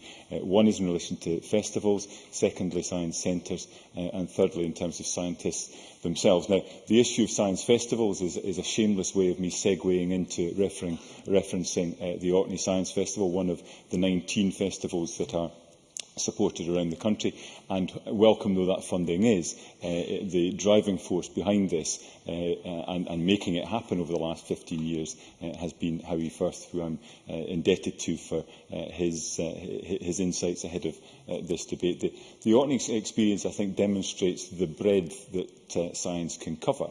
You only have to look at the programme for your Orkney Science Festival to realise what's involved, from lectures, from films right through to events that cover the broadest possible range. And I think it tells you something of the magnetism of Howie Firth himself, that he's managed to persuade me to sit through a lecture on quantum physics, Did the Earth Move for You?, first thing on a Saturday morning a couple of years back. But the festival itself reaches far further. Not only has it helped extend the shoulders of the tourism season in Orkney, but also a key component of it has been the schools' engagement aspect of it as well. And I think in Scotland we've got a fairly strong story to tell in terms of science festivals. I think the tradition runs fairly long, although I think we probably take for granted the acceptance of science festivals, which really wasn't there not so long ago. It was seen as fairly radical, I think, at the time of the Edinburgh International Science Festival, fairly radical to suggest that science could be something savoured and enjoyed by the general public. Indeed, I think earlier this year there was a lecture by Dr Ian Wall at the Science Festival entitled "It is Impossible to Have a Science Festival," which was derived from a remark made to him by an academic 25 years ago. So I think we have a proud tradition in this area. I think our science festivals are a key component to that engagement strategy. And funding for those is absolutely critical. And I think that funding has been there pre-devolution and over successive governments since devolution. But I thought Ian Gray made a very valuable point in terms of the quantum of that funding. Clearly, there's always more we could or would wish to be able to do. But I think if we look at the relative areas of spend, we need to ask ourselves the question whether or not we're always putting it in the right areas and to the right extent. And festivals themselves, I suppose, are vying for the same pot of funding as our science centres. Again, another part of our engagement strategy. And I know from my own experience in the Scottish Executive that the financial underpinning of our science centres has been precarious at times. I think we're well served with the four that we have. I was a long-time member and regular visitor to the Dynamic Earth. I've visited Glasgow Science Centre and was very struck also during my visit to the Dundee Science Centre how very varied they are and how they engage the public. But in the last year, I've also had an opportunity to visit Questacon in Canberra, which appears to me to be on a whole different scale entirely. Now, that comes at a cost. Some of that cost is paid up front by those looking to visit the centre, but what in turn it helps deliver in terms of the quality of the exhibits, the interpretation, and actually the support that's there and around to help people explore those exhibits and to explore the scientific concepts was very marked indeed. At the other end of the scale, earlier this year I visited a science centre in Malmo, which was very much at the other end of the spectrum. Simple concepts, all of it was hands-on, but its capacity to engage and enthuse was fantastic. It was one of those occasions where my youngest child was running around getting the most out of it, but his parents were somewhat grateful that the organisers or those that are running this museum science centre hadn't assumed a level of knowledge amongst the adults that would take some of the interpretation beyond them as well. The third component I want to touch on is the issue of role models of scientists themselves. I think Claire Adamson made a very fair point in relation to the role that Anne Glover has played, but that we need to seek out more of such role models. I recall very well a visit I made to a school recently, where explaining to them that actually some of the key technology in the development of the iPod had been developed by Wolfson Electronics in Edinburgh. That whole strand of technology would have been impossible but for the science taking place here in Scotland. And that's the sort of thing that I think captures the imagination. In terms of wider personalities, Professor Brian Cox would appear to be absolutely ubiquitous at the moment, and therefore it may be a bit of a stretch to argue that we should have more science on television. But I think there is an argument there for saying that there is more that could be done, and not necessarily stuff on a huge budget. It's about getting the right people, the right opportunities to sell the message. So I accept the point about current science and the work being done now, but if I could conclude by making a plea for us to give wider acknowledgement to some of our historic personalities, drawing on the traditions that Scotland has. It's about remarkable people doing remarkable things, and also with an excellent and captivating story to tell. In that regard, I would cite Dr. John Ray, the greatest Arctic explorer of all, and an Arcadian to boot. Amundson's exploration in Arctic Canada drew enormously on what he described as the incalculable value of the work done by Dr. Ray. I think any understanding of science or medicine or the earth sciences is going to draw on the work done by Dr. John Ray. Orkney Museum is heavily involved in promoting this, but in its bicentenary year, there doesn't seem to be any sign that Scotland as a whole is highlighting Dr. Ray with any degree of pride.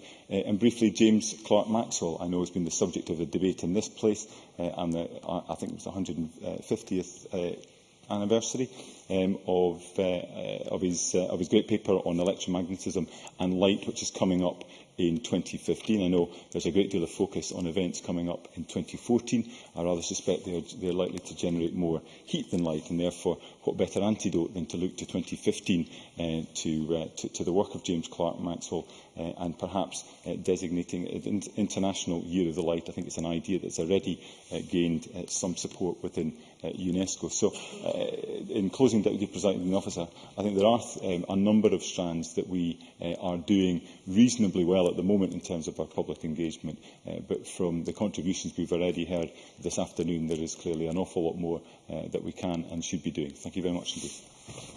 Thank you. Now call on Nigel Donn to be followed by Aileen MacLeod. A generous 6 minutes. Thank you very much, Presiding Officer. And I'd like to recognise that I'm coming relatively far down the batting list, and as usual I don't really want to repeat too much of what's been said before, but if I might take a parochial view of these things, as constituency MSPs tend to, and reflect on the fact that Aberdeen's just up the road. I recall going to the TechFest invitation from one of the oil companies a couple of years ago, and there was Richard Noble, he of the thrust very high-speed car. I suspect Nanette Milne might actually have been there at the same time. What I remember about this was actually the wonderful statement from Mr Noble that he got this project and he wanted to do it. They hadn't got any money, but they did it anyway. And I don't know how they finally paid for it, but presumably somebody did somehow. And what came across to me was the huge enthusiasm of this man for what he was trying to do. And it did strike me that that is one of the primary requirements of a good teacher, in any capacity, professional or otherwise. If you're not enthusiastic about what you're trying to do, then you're not likely to succeed. And I notice we've had some previous discussion about the qualifications of teachers. I wouldn't want to make any comment about the appropriate qualifications, but I do know from my own childhood and from watching what happened with my children that if your teacher is not enthusiastic, it isn't going to matter how well qualified they may or may not be, because it won't come through. And so I suspect that the first thing I'd like to just suggest to the Chamber is that we must be careful that we don't confuse education of our teachers from actually the enthusiasm they have for the subject and what they can communicate to their children. Continuing, just thinking about what happens in Aberdeen and Aberdeenshire, I noticed that in March there was a National Science and Engineering Week. which included all manner of workshops on aerodynamics, birds, forces and fire, digital technology, explosions and implosions. Vacuums seem to get everywhere.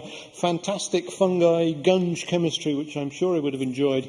Several others, but one of which I do notice was 3D science, which I have seen and which I would recommend to absolutely anybody. It was Aberdeen University. It was an open day. You put on the appropriate specs, and I got to see in absolutely glorious 3D the blood vessels in the brain. This is mind-boggling, but it is a fantastic experience, and it's a wonderful way to teach those who need to know about these things the 3D structures of the brain. I've also seen the Institutes of Physics lab in a lorry. I really do commend that. The pupils really enjoyed it, partly because it was hands-on in a way in which some of what happens in school isn't. And again, reportedly, the enthusiasm of the volunteers, all of whom are not actually teachers, but come from local industries. I'm a great fan of the science centres. Satrosphere in Aberdeen was quite literally over my back wall for several years. The interesting part about that, and I did go in it once, but the interesting part about that was seeing the exhibits being offloaded in the yard, which immediately underneath my our living room window. And there were some strange and funny things that emerged and disappeared through the doors. I also recall the science place Sensation in Dundee. And this will prove that science is not for everybody, because my own daughter actually went there as a volunteer. She showed youngsters rather younger than her around at weekends, and then promptly went off to college to read law. So you can't win with everybody. But all of that has to do with science, and what I'd really like to discuss is engineering. Because our oil and gas industries, and indeed a great number of our other industries, require not just people who understand science, but people who can actually do things with tools. And I'm very grateful that Mark Griffin's also raised this earlier. I'm not at all convinced that we within our school system introduce our youngsters to tools early enough. Now, I well understand that it's going to be extremely difficult for primary schools to have some of the sharp tools around that we might want youngsters to learn about. And I do recognise that our secondary schools are a much better place to deal with this.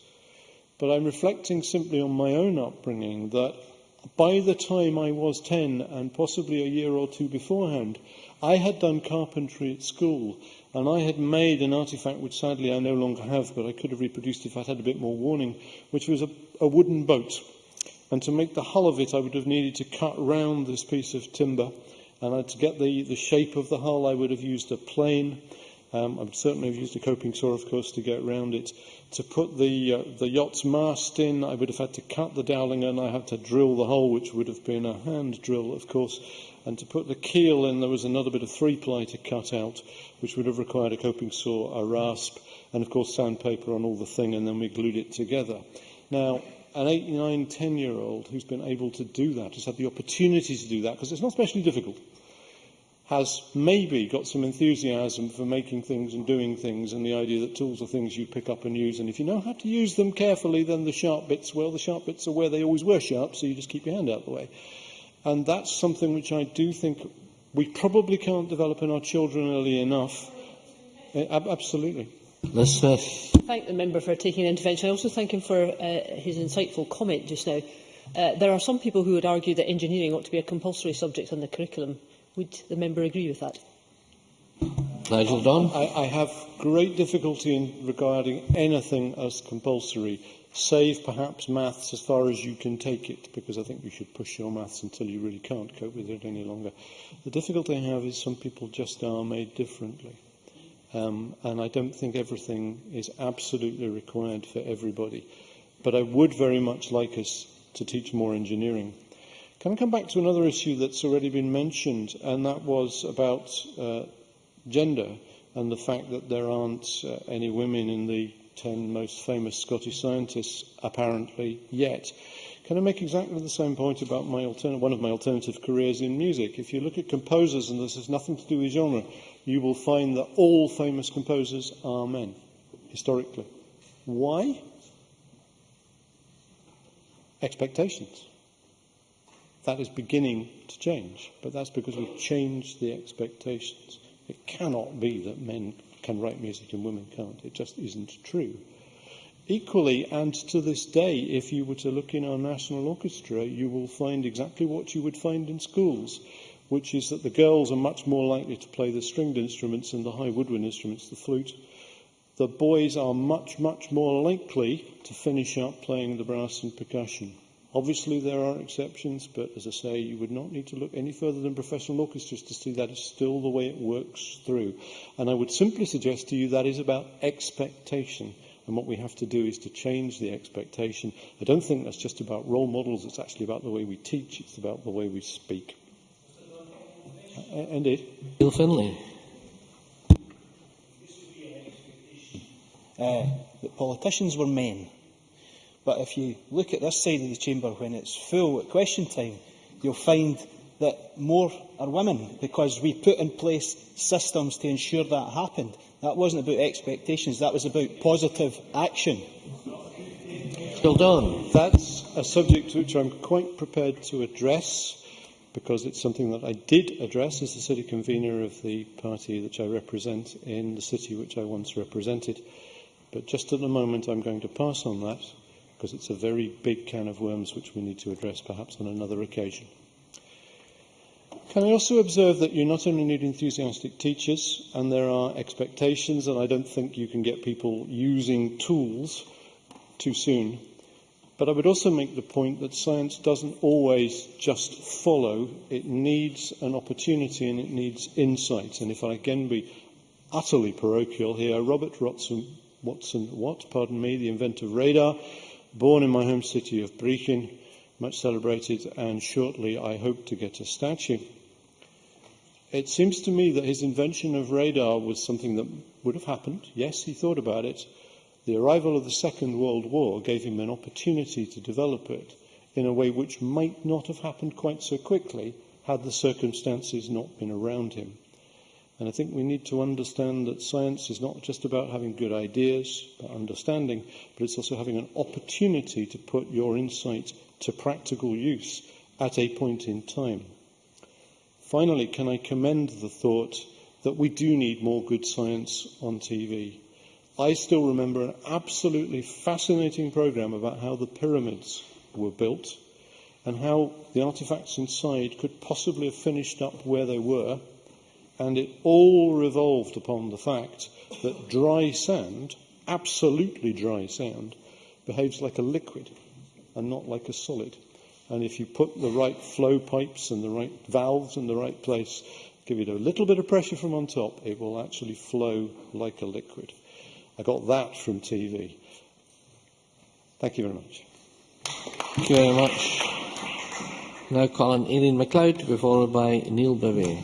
Thank you, Presiding Officer, and I welcome the opportunity to speak in this afternoon's debate. And I want to start by welcoming the points that have been made by Claire Adamson and Liam MacArthur in their contributions about the need for more women role models in science, and that's why I was pleased to see that the National Library of Scotland recently celebrated some remarkable Scottish women of science, most of whom remain largely unknown today, during the Edinburgh Science Festival. Now, there are a number of areas that I'd like to focus on this afternoon, not least one of them being scientific research, which is one of the key drivers of economic growth, and the fact that Scotland boasts some of the world's finest scientific research facilities in our universities, our specialised research centres and high-tech and innovative companies, many of which are small and medium-sized enterprises. And the world-class nature of Scotland's scientific research also attracts world-leading companies to invest here, further enhancing our economic opportunities. But the real challenge we face is to transform the excellence of our scientific research into commercial opportunities that translate into jobs and growth for Scotland as a whole. That is one of the key priorities of the Scottish Government, and one in which is having considerable success. But science and scientific research can also play a major part in reviving and energising our communities, and we can see this at work in the south west of Scotland. In the first week in May saw Dumfries and Galloway's own Science Festival, which included a wide variety of events and demonstrations run by the University of Glasgow, the Glasgow Science Centre, Heriot-Watt University and the Glasgow Science Festival at a variety of locations across the region. And the festival is one of those funded by the Scottish Government to raise the profile of science with children and young people, now in its 4th year, and also to encourage greater engagement and enthusiasm by our future in their own communities. Now, Dumfries and Galloway was also home for one of the less well-known figures of Scottish science, one who had a truly international reach and significance, and I refer, of course, to James Clerk Maxwell, who grew up at Glenlair House near Corsic, returned there in later life, and is buried in Parton Kirkyard. And as far as physics is concerned, he's up there with Newton and Einstein himself said of Maxwell's work that it was the most profound and the most fruitful that physics has experienced since the time of Newton. Both Galloway and Scotland should be proud of someone who was acknowledged by the towering figures of science as one of their own, and I hope that we can work wider recognition of his achievements into the already substantial list of notable Scottish scientists and engineers as a further way to encourage our young people into science and enhance their understanding. And I can certainly concur with the comments that were made by Liam MacArthur earlier about James Clerk Maxwell and the International Year of Light. In the present too, Galloway has much to offer, particularly in the natural sciences and astronomy. It is, for example, the only part of Britain to have dark skies park status. And imagine how entrancing it would be to look at the stars with the sort of clarity, detail and freedom from light pollution that the Glasgow Science Centre's planetarium offers, but to do so on a warm summer night in the Galloway countryside. It's that sort of experience that might inspire Scotland's next James Clerk Maxwell. And there is also the Galloway and Southern Ayrshire Biosphere. As a project designed to examine how people interact with the natural environment, it has huge scope for embedding scientific research and development into the wider considerations of landscape, rurality and economic development. The biosphere has natural synergies with the Crichton Carbon Centre and the recently launched Crichton Institute, which has as one of its key aims the creation of a portfolio of high-quality, regionally focused and internationally significant studies. This is important because the clearer it is to our young people that Scotland is the place to be in terms of research and innovation, the easier it will be to encourage the next generation of scientists. Now, we know that internationally recognised research leads to investment and economic growth, and if we look at biosciences alone, there have been very substantial investments into research and development. And the recent £30 million announcement of the 3 innovation centres for stratified medicine, the development of state-of-the-art imaging equipment and the development of digital health technologies illustrates the way in which Scotland is recognised as a country where serious research and development of international significance is happening. And if you add to that the £100 million investment in the partnership between BioCity Scotland and Dundee University, which will see Scotland at the heart of international efforts to discover new drug treatments, and you have to conclude that Scotland is a natural destination for top-quality research and development, but of course there's always more that can be done. So there is also further potential, Presiding Officer, for Scotland to lead the way by creating a knowledge and innovation community focusing on healthy and active ageing. And it is the Western world's demographics, not just Scotland's, which make this a vital area of research. Now, these KICs are part of the European Institute of Innovation and Technology, and their purpose is to integrate higher education, research and business in areas of high societal need. So far, there are only 3 KICs focusing on climate change, information technology and sustainable energy. And to my mind, there is a clear gap in the market there, which Scotland is ideally placed to fill. In closing, Presiding Officer, in natural and life sciences, we have a great deal to offer the world, whether that is through innovation centres or a world-leading knowledge and innovation community on healthy and active ageing. All of this matters because it is the reason for us to promote science through all the projects the Minister talked about, but it matters because science is also fundamentally important to the future of our nation. And I support the motion in Alistair Allen's name. Thank you very much. I now call Neil Bibby to be followed by Jim Eadie. Thank you, Presiding Officer. There is no doubt Scotland is a nation with a proud history when it comes to science, as many members have highlighted. Scots have been at the forefront of some of the science's greatest achievements, from James Watt to John Logie Baird to the creation of Dolly the Sheep at the Rosalind Institute in Edinburgh.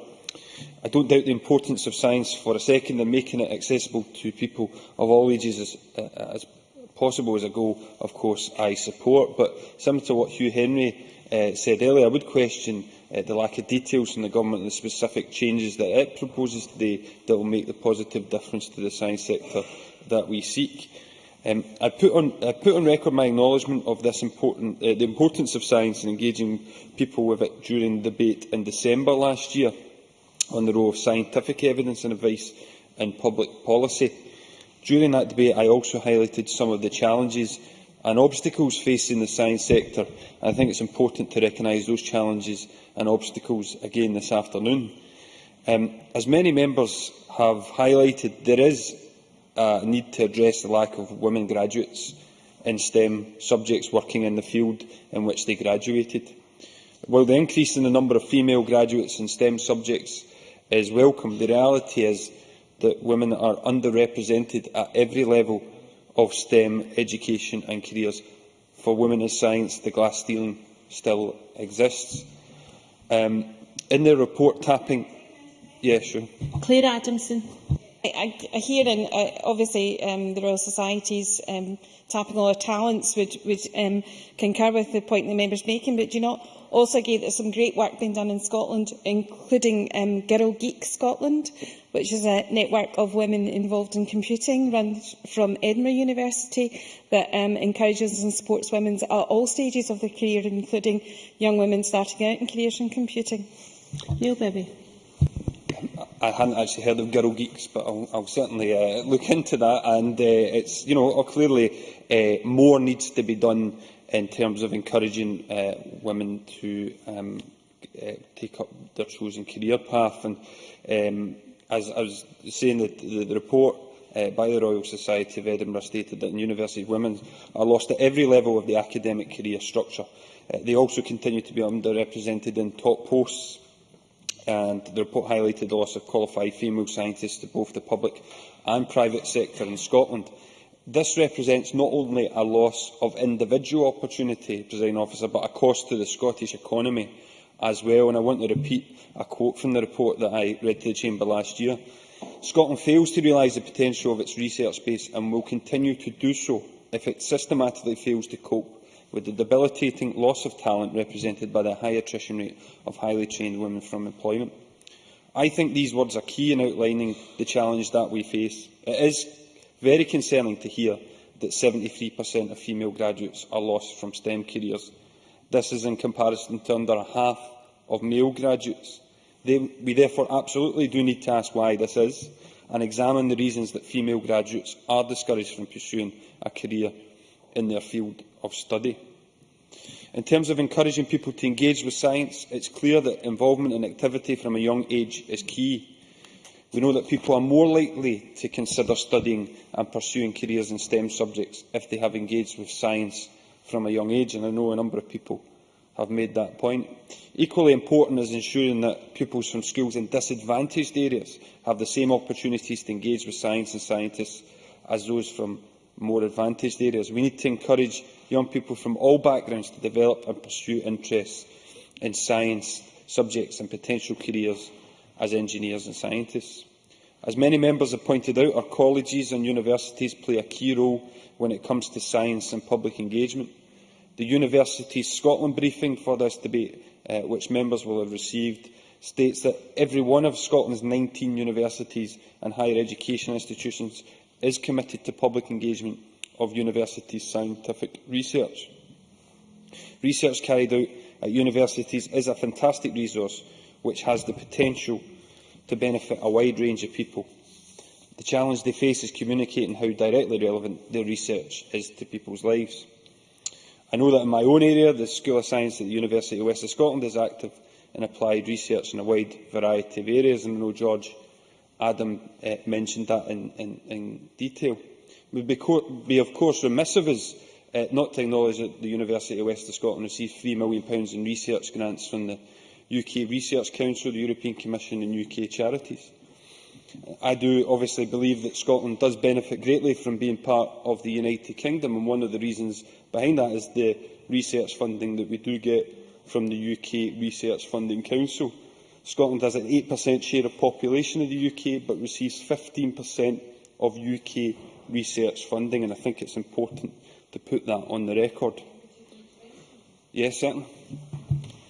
Fiona MacLeod. I mean, funding for science is international, so the figures you give are all very well, but are you saying that post-independence we'll lose all the funding we get from across the European Union, we'll lose all the funding we get from American companies, etc.? Neil Bibby. Are you saying that we're going to continue to get 15% of UK Research Funding Council money? Could members speak through the chair, please, not directly to each other? Many thanks. I think that is the detail that we are looking for from the Scottish Government. It's also important that... Yes, certainly. Minister? I thank the member for giving way. On that particular point, will he also acknowledge, given the figures he's just given, that science research funding is awarded on the basis of excellence? Scotland outperforms in excellence. That's why we get more money. Neil Bibby. Absolutely, it's excellence in the UK. And I know I did ask for the Scottish Government to give a commitment that Scotland will maintain 15% or the equivalent value of UK research funding. We didn't get that reassurance.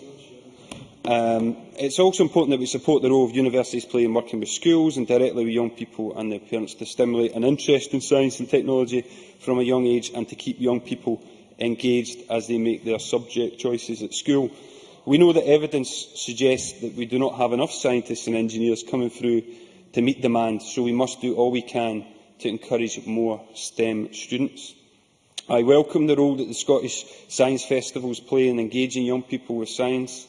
I know a number of young people from across the west of Scotland have attended the Glasgow Science Festival, which does an excellent job in offering events for adults, families and schools. I would of course welcome more of these types of events taking place in the west of Scotland. Presiding Officer, I would like to reiterate my acknowledgement of the importance of science and my support for making it as accessible as possible to the people of all ages. There are challenges in the science sector that need to be addressed, and as I and my Labour colleagues have highlighted, I would urge the Minister to listen to what has been said this afternoon and act to address the concerns that have been raised. Sorry, thank you. And I now call Jim Eadie. Thank you, Presiding Officer. Science has never been so important to Scotland's future. Science education is critical if we are to inspire and nurture the next generation of scientists, researchers and innovators, all of whom are vital to the development of our knowledge economy. And how we inspire future generations of scientists, how we engage with young people and give them the confidence to realise their true potential is the challenge we as a society must meet. Scotland's contribution to the world of science is without parallel for a nation of our size. This was recognised by the Scottish Government's consultation, Building a Smarter Future, which stated that in comparative terms only England, the United States and China fare better.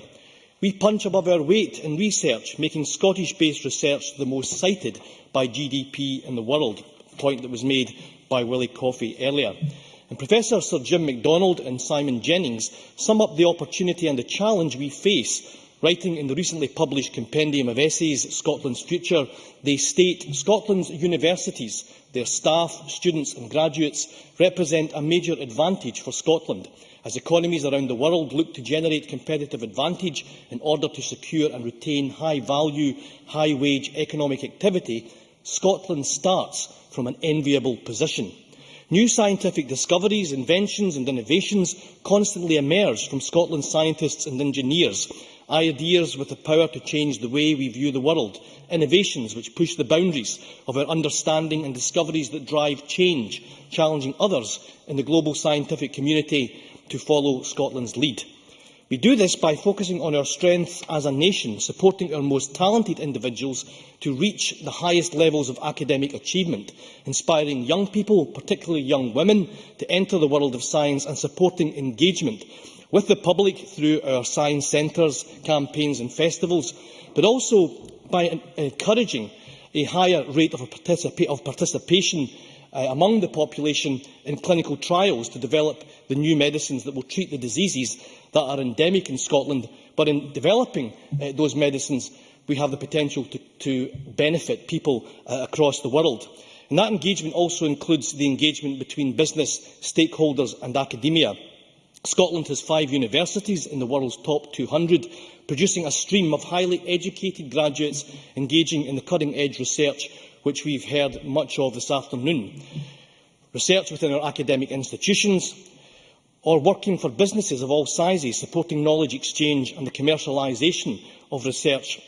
It is my privilege to have the University of Edinburgh's King's buildings within my own constituency, where research into renewable energy resources such as offshore wind, wave, tidal and hydropower is at the forefront of European and global research. The university is also a world leader when it comes to engaging the world of research with the world of business. Companies like Flowwave, a groundbreaking combined current wave test facility which I have had the opportunity to visit, and Ngentech, a company spun out of the University of Edinburgh that produces the lightest and most compact wind turbine in the world. And two very good illustrations of the point Liz Smith made in highlighting the role of science at the heart of our knowledge economy. The Scottish Government has recognised that basic and applied scientific research is key to addressing the major global and local challenges of our time, including climate change, sustainable energy and life-threatening disease. And Aileen MacLeod spoke knowledgeably and eloquently about the role of knowledge and innovation in Scotland and of the investment by major global companies into Scotland. And I'd like to give 2 further examples from the area of life sciences. There is an initiative that was launched by the previous First Minister, Jack McConnell, the Translational Medicine Research Collaboration, involving, at that time, the company Wyeth, now part of Pfizer, which invested significantly into a collaboration in Scotland, which involves 4 of our universities, medical research centres at Glasgow, Edinburgh, Dundee and Aberdeen, funded by the public purse, working in collaboration with NHS boards funded by the public purse, but working in collaboration with a global pharmaceutical company. And that investment into Scotland has been continued with a second phase of funding of around £5.2 million.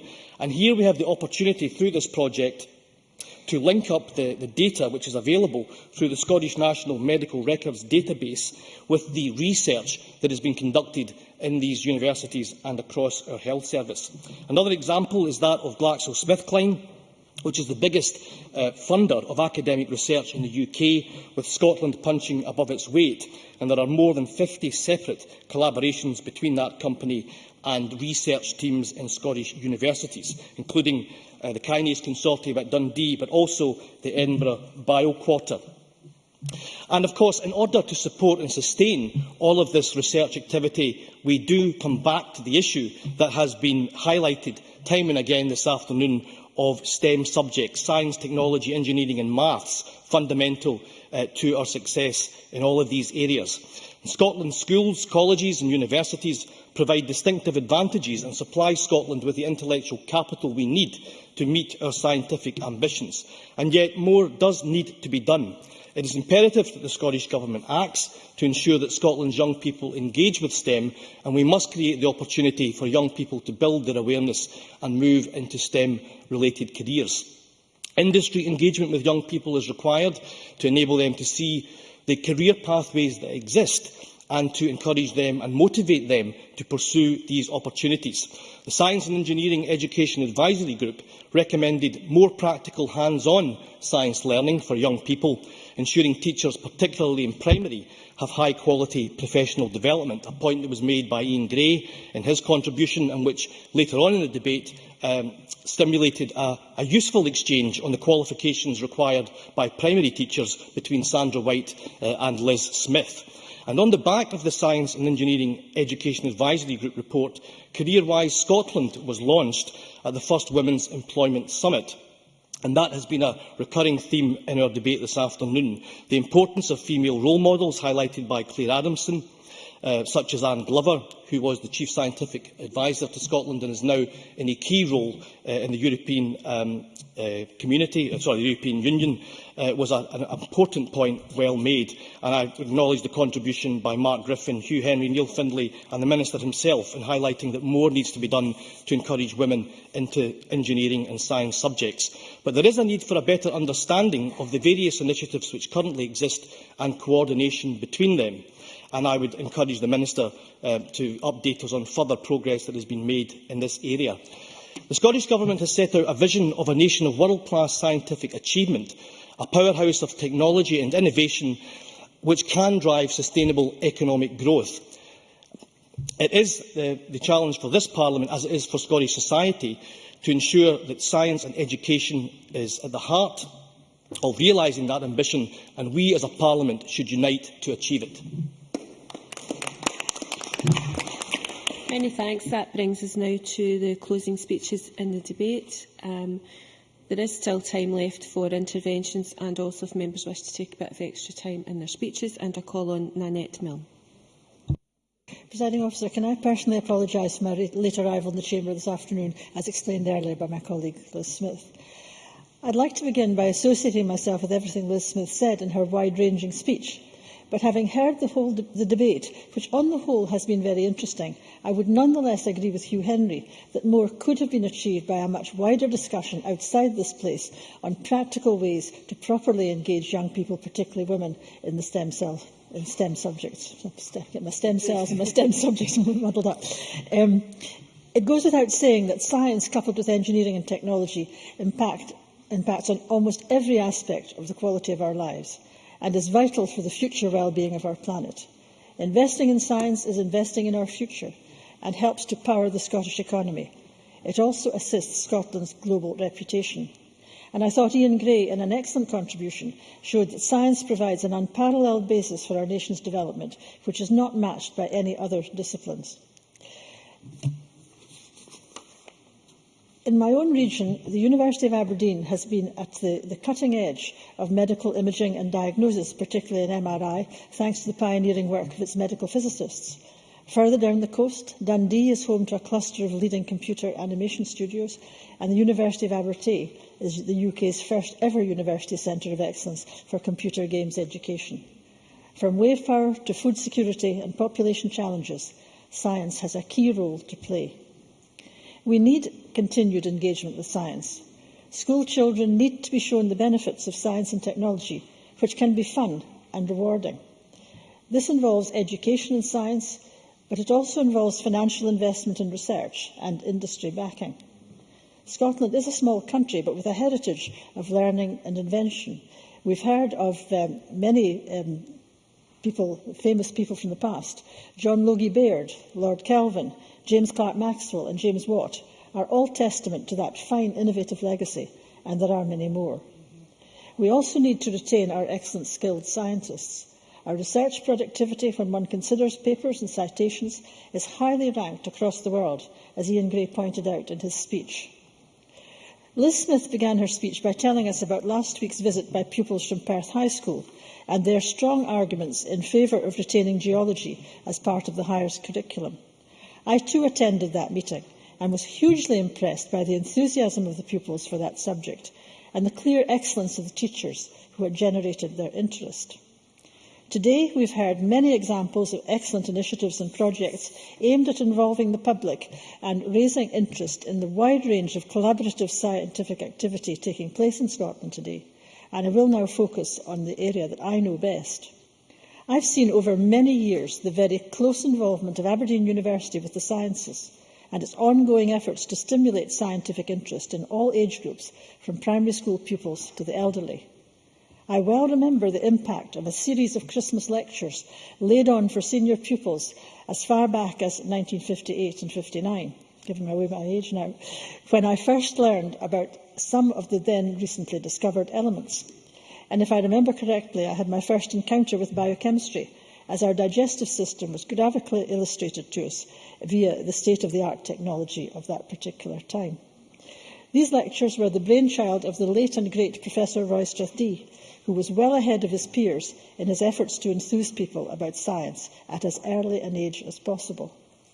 Moving forward into the oil and gas era, Aberdeen saw the opening of Stratosphere in 1988, the first science and discovery centre in Scotland, and soon replicated in Dundee, Edinburgh and Glasgow.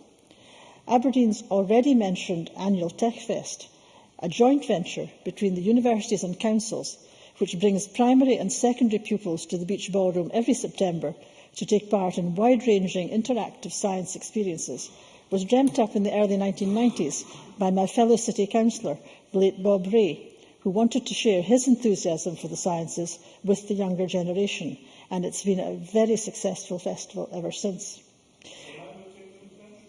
I will indeed. Stuart Stevenson. I wonder if the member would agree with me that one of the traditional strengths of the Scottish education system has been breadth, knowledge of subjects outside perhaps the core competence of the student. And I perhaps use as an illustration of that the body scanner that's now so omnipresent in medicine was in fact first demonstrated by borrowing equipment from the shipyards on the Clyde to detect what was going on inside the human body. And of course, if that connection between quite different disciplines had not existed in somebody's mind, such important breakthroughs would not have happened, and that's a good example.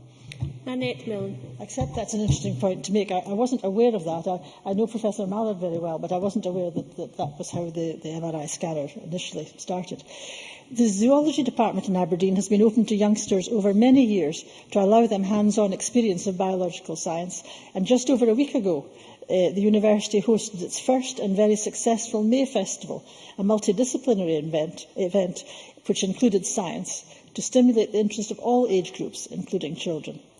And the university's Science and Spokes, Realising Rural Research, an initiative consisting of a series of science discussions and debates linking the public with scientists involved in research of particular relevance to a rural audience, aims to reach over 6,500 people across Aberdeen and Inverness-shire.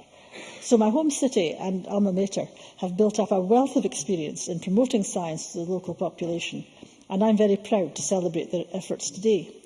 But despite all this, there are seriously worrying shortages of appropriate skills within industry in the North Sea.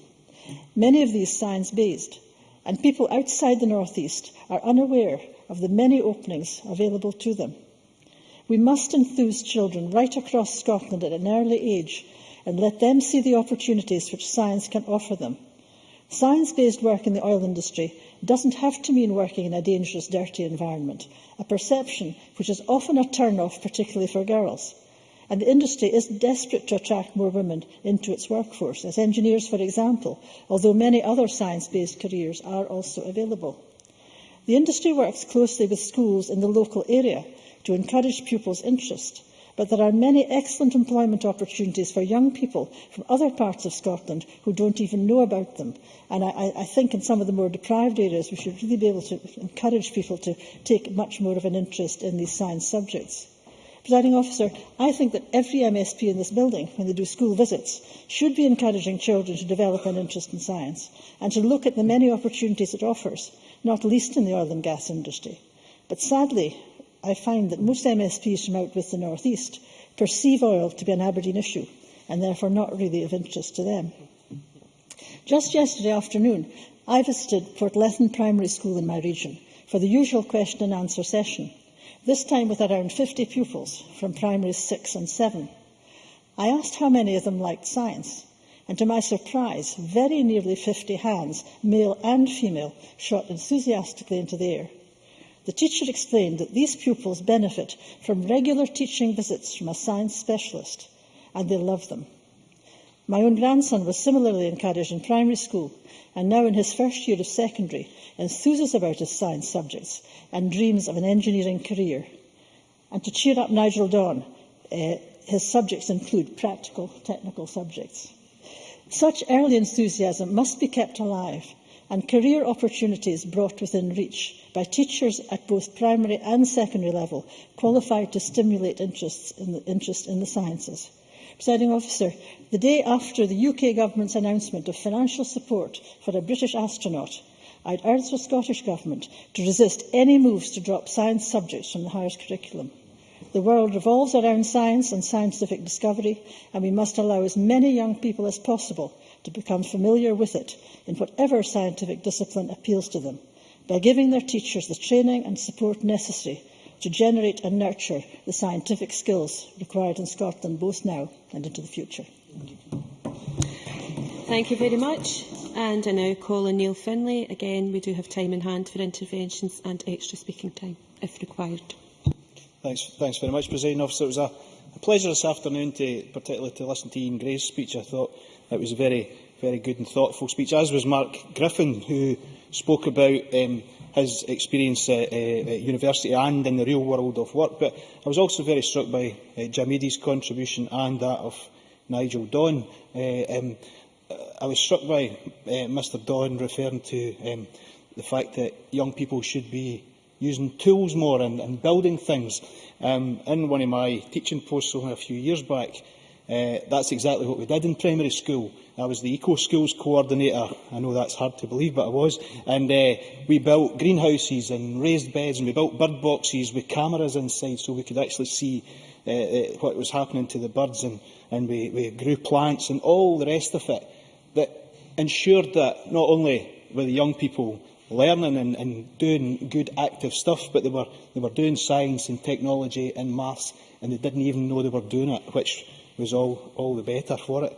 I was also interested by Willie Coffey's interesting tour of Eastern Europe and the Far East, and of course the Far West, well, at least as far west as Kilmarnock. Presiding Officer, science and scientific development and discovery and innovation are of course vitally important for our social and economic progress as a nation, but more broadly for the development of humanity across the world. We all know about Scotland's rich scientific heritage, as many people have mentioned, and the leading role that Scots have played across the centuries, a role that continues up to the present day, and I have no doubt will continue in the years to come. Willie Coffey said that Scotland has punched above its weight, and we're rightly proud of that fact. In setting out our great achievements and my respect for the work of the scientific community, I'm doing that because I don't want what I'm about to say to be misconstrued or misrepresented, because many of us begin debates by saying how pleased we are to be contributing to this important debate, etc., etc. But, Presiding Officer, on this occasion, I'm sorry, I can't bring myself to say that. And that's because of the rather banal and self-congratulatory motion submitted by Dr Allen. It is exactly that, banal and self-congratulatory, with all the substance of a blancmange. Yes, we value science centres. Yes, we support Scottish Government public funding for science initiatives. Yes, we think it's vital that science should be accessible to all, especially young people. Who could disagree? It's a bit like saying fresh air is good, we value it. We think all people should breathe it in. Oh, and by the way, when we're breathing it in, the Scottish Government are absolutely terrific. And of course, it's only a few months since we had the last non-debate on science and scientific issues. What this looks like to us is a government that's shying away from the real debates and the real issues that we should be here to discuss. But instead, the Minister has been told, we're struggling for a debate topic, get your hand in the unlucky dip bag, and he pulled out the ball marked science once again. But, Presiding Officer, of course, we have to address the points of the debate. So, when the government says science must be accessible to all, certainly.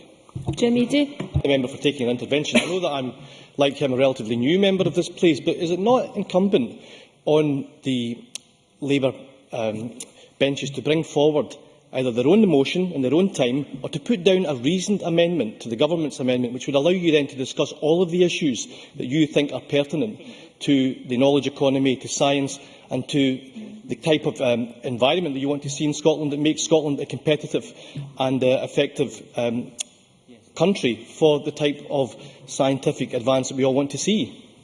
Neil Findlay. Presiding Officer, I was under the understanding that this was a government debate, however, we will introduce some of the issues that we want to discuss.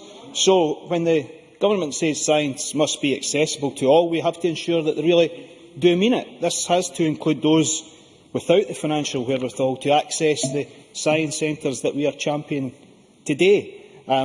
Science centres should not only be the preserve of those who can afford what are often quite high admission fees. If we're going to inspire young people from across society to be the scientists, the astronauts, physicists and chemists of tomorrow, then perhaps the Scottish Government could look at the pricing structure for entry to those centres. Ask the Minister about the centre across the road at Dynamic Earth. It costs £7.50 for a child to enter. The Glasgow Science Centre is £7.95, Dundee £5.50 and Aberdeen £4.50. And when salaries are being frozen and the benefits cut. These are prices that many families will find it difficult to afford, resulting in many children missing out on that potential spark of interest that could ignite a lifelong interest in science and science-based research. Hugh Henry mentioned the curriculum for excellence, and of course I'm sure we all hope that it will spark an interest and develop a whole new generation of scientists that will serve Scotland well in the future. In the debate in December, we raised the issue of under-representation of women in science, and again I would refer to the contribution of Mark Griffin when he talked about the low number of students in his university year. But there are real issues with recruiting and retaining women in science disciplines. This has historically been a problem, but remains so, and the Minister did only fleetingly refer to it. And I think we do, if we're going to discuss these issues, we have to get into the guts of these hard issues that have been a problem for some time. We need to have a plan for addressing that imbalance, and maybe that is something that, should there be a future debate, that the Minister will bring forward. I would also suggest, Presiding Officer, that the issue of constitutional change has to be considered when discussing this topic. There have been genuine issues raised by some eminent scientists who are concerned about the impact of constitutional change in science and scientific funding and research and development. If Scotland should separate from the United Kingdom and Scotland separate from the UK research bodies, what will happen to science funding? It's not good enough just for us to cross. Annabel Ewing. I was grateful to the member for taking intervention. I would say on this previous point, it is instructive to note that no female members on his own bench has sought to even listen to this debate in the Chamber, far less to participate. But on his second point that he's just reached, we have heard, of course, in the debate that the key point about the excellence of Scottish education research is that funding follows excellence. Is there an issue that he would disagree with there? Neil Findlay. These are not issues that I raise as a party political point. These are issues that are being raised. Well, the member may laugh, but you can laugh at the scientists who are raising this and the research councils who are raising this as an issue. That's exactly what is happening. This is not scaremongering. Ian Gray. I wonder if the member is aware that this isn't just an issue to do with research funding, that if you look at Ireland, in fact, the Wellcome Foundation fund at a level of 50% compared to projects they fund in the UK. That's a further disadvantage that many scientists are concerned about. Neil Findlay.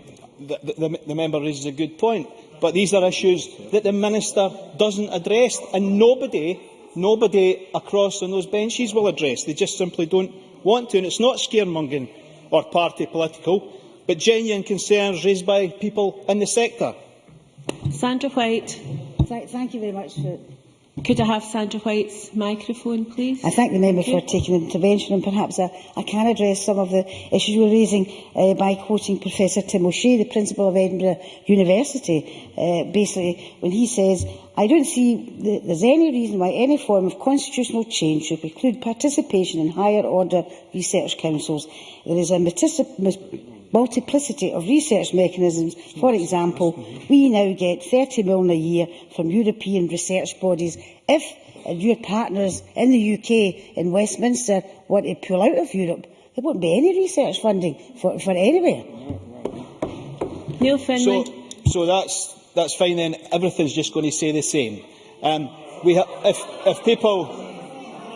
Order. Can members speak through the chair, please? People also read the briefing from the Royal Society and the comments from Hugh Pennington and others, then they are raising these issues. So, if we want to raise the quality of the debate over our constitutional future, it's no good people raise concerns and the response is to be barracked because you raised those concerns. These are issues we must address because the people expect us to address them, not have a baying mob shouting you down any time you raise an issue. The Society also raises the issue of the science community being involved in policy discussion and development at an early stage in the policy process, resulting in the input of, in their opinion, the input of the science community not being effective as it could be. And again, I think ministers need to address that point. I find myself moved to remind this chamber that we raised many of these points in December when we had the debate, and yet the Scottish Government makes no reference to them. Presiding Officer, to refer back to my opening remarks, this debate adds very little to what we discussed in December. It is clear this serves no purpose other than to fill valuable parliamentary time. There is no policy change, no announcement, no proposed bill, no plans for legislation, which therefore begs the question why this debate now, and why the Parliament is not debating matters which are arguably more pressing to the scientific community. Presiding Officer, I stress again, science is very important to Scotland, and our proud history of achievement shows that. But we knew that before this debate, and not a thing has or will have changed following today's proceedings. I don't see the scientific community punching the air and high-fiving with delight following this debate, but more likely scratching their heads and asking what was all that about. I fear that question may even be beyond our brightest scientists. Thank you very much. And finally, I call on Dr Alistair Allen to wind up the debate. Dr Allen, there is time in hand, as previously, if you wish to extend your speech and to take interventions. Thank you. Thank you, Presiding Officer. I will do my best. I realise that Mr Finlay, as he has just said, couldn't be pleased to take part in this debate.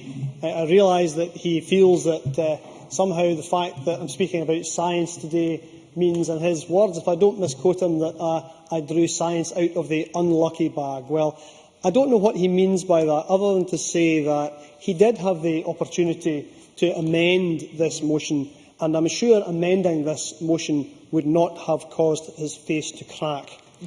Presiding Officer, this has, despite the criticisms that have been made of it, been, I feel, and I think in the view of most people who have participated, a useful debate and a good opportunity to highlight not just the work the government is doing, but the work that the science community is doing to engage with the people of Scotland.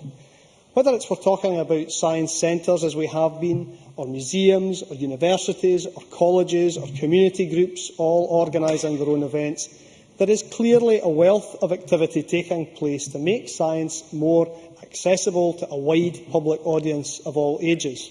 Dr Allen, could I just stop you for a moment? There's an unusual event in the Chamber whereby I noticed that the sun is shining in members' eyes. So just to say, if members feel that that's interrupting their ability to take part in the end of the debate, then they can obviously feel free to move seats at this point in the proceedings. Thank you, Dr Allen. Okay, well, I did not arrange that as some kind of Christmas lecture experiment, but I certainly welcome the fact that the sun is shining. The science engagement sector will certainly continue to play an important role in helping us make sense of the world around us, and the latest developments and the impacts, both good and bad, of new technology.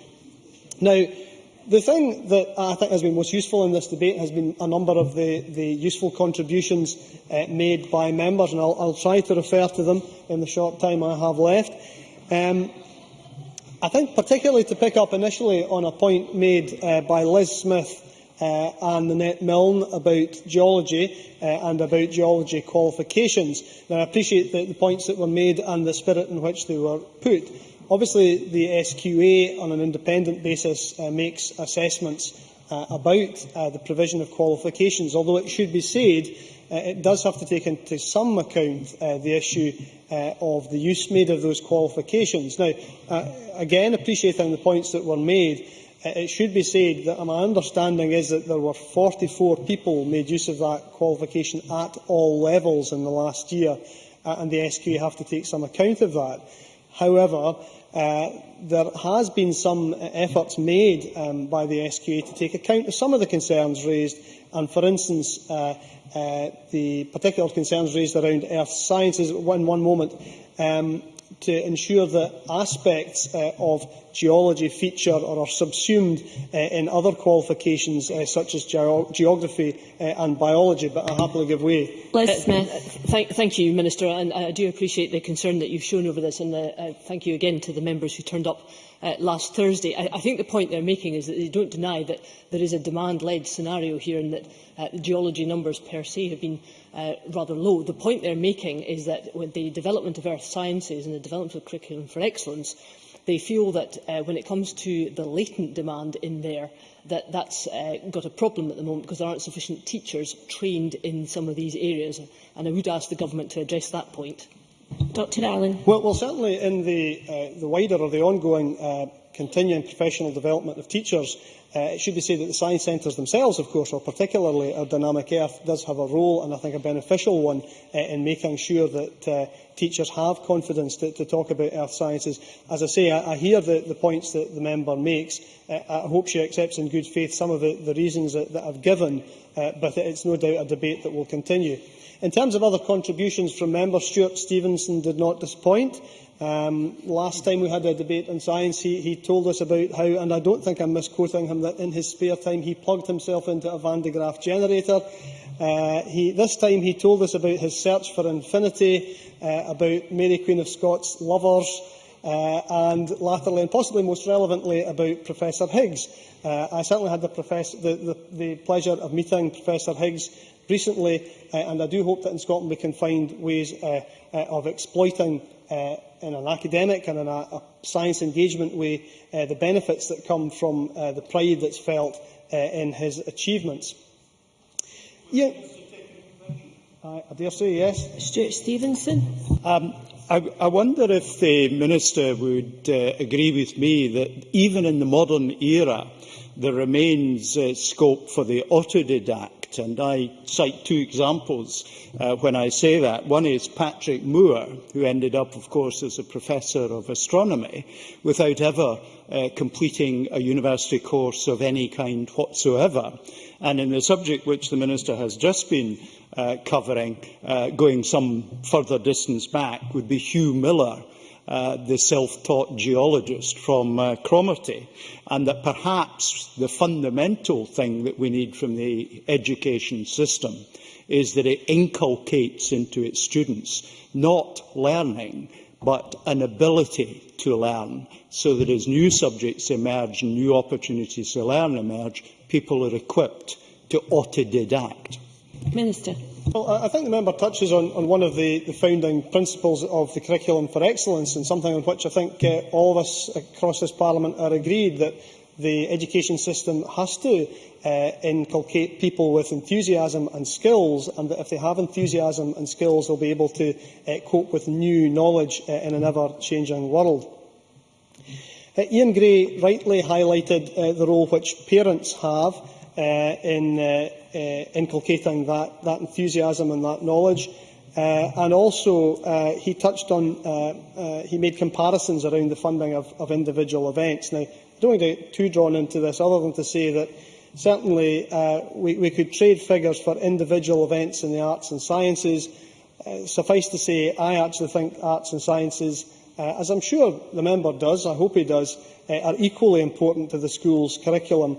And I certainly am not completely convinced why the member keeps raising the spectre that somehow the idea that I'm keen on Scottish history means that somehow or other science is being relegated in our schools. Indeed, I think the point he rather laboured, that the scientific era only really took off in Scotland after 1707. It's an argument that's possible to make, although it's also possible to make the argument that the internet hadn't really taken off in England prior to that date either, and I'm not really sure what it proves. Well, I was going to say I have to make some progress, but actually, looking at the clock, I don't. So, yeah. Stuart Stevenson. I wonder if the Minister remembers that one of Edinburgh's most famous sons is, of course, John Napier, the inventor of logarithms, and he may care to note that John Napier was born in 1550, somewhat before any dates to which Mr Gray was referring. Minister, can I clarify, were you also taking the other intervention? Was there another one? Well, can I just say on that one first, and then I'll come to the other intervention. I will resist the temptation to claim that if the fact that logarithms predate the Union proves anything very much at all about politics, and I think I'll try and steer clear of such analogies. But Fiona MacLeod. Thank you, Minister. Just as a historian entering into a science debate, there is definitely an argument in the history community that it was the fact that we had the Union that allowed the brightest brains in Scotland to actually flourish, because the Union took away our ability to actually do our own politics. So we had to drive our intellect into science and technology. Minister. Similarly, I'll resist these temptations, other than to say that all arguments speculating upon science 300 years ago do involve a fair amount of speculation. But the member makes an interesting point. As we tackle today's big science issues, from climate change to dealing with an ageing population, science engagement activities do have the potential to provide a safe space for discussion on topics that may be controversial or will have an ethical dimension. And contentious topics often, or usually, get the best opportunity to get to the nubs of people's hopes and fears about the place of science and technology in the modern world. Now, this is a healthy debate, and it's desirable in a mature democracy. Now, whatever the view of the Scottish Government on a particular topic, I believe we should support the right of the public to find out more and engage with scientists directly and with others with an interest in a particular issue. Now, yes, that is likely to include discussion of things like nuclear and wind power.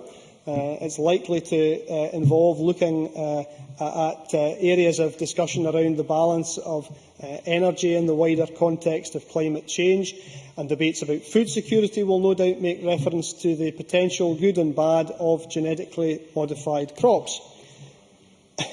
Whatever the policy position of governments or indeed of members here making noises around the chamber, perhaps the members would wish to ask if you would be kind enough to take their interventions rather than making noises from sedentary positions, Minister. I wasn't criticising the members for making noises, but if they wish to make them while standing up, I'll listen to them gladly.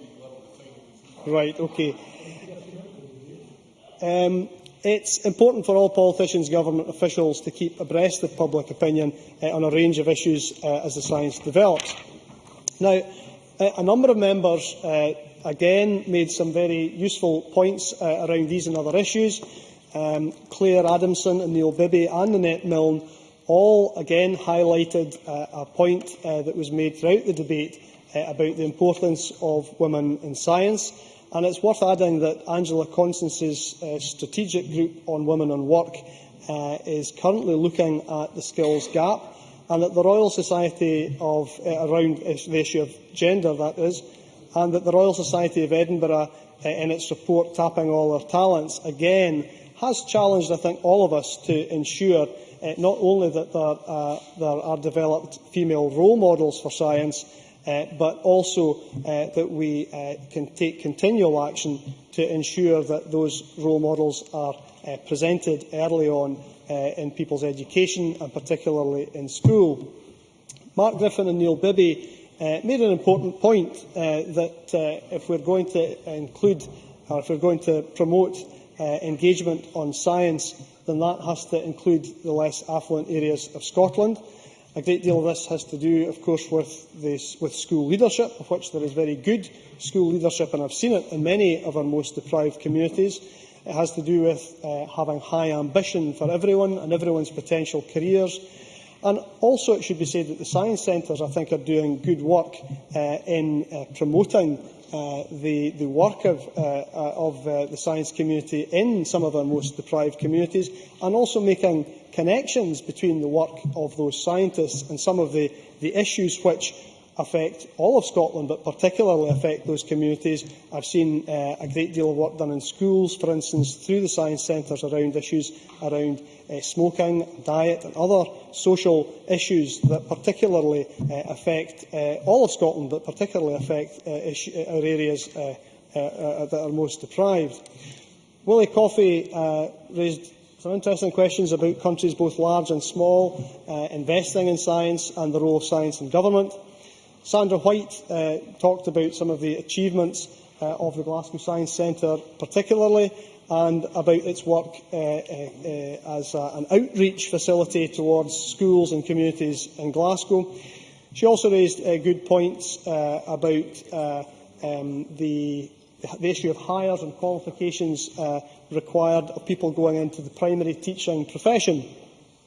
And I think possibly the best thing to be said about the debate that slightly erupted about whether a science hire or a language hire was most important is to say that perhaps what's most important of all is to ensure that the people going into teacher training or teacher education courses get the opportunity to do these things once they get in. There is a debate which the General Teaching Council and others are having about whether we should be turning people away around some of these qualification issues, but I think there is unity that we have to provide opportunities for people to do new subjects around both language and science once they get into those courses.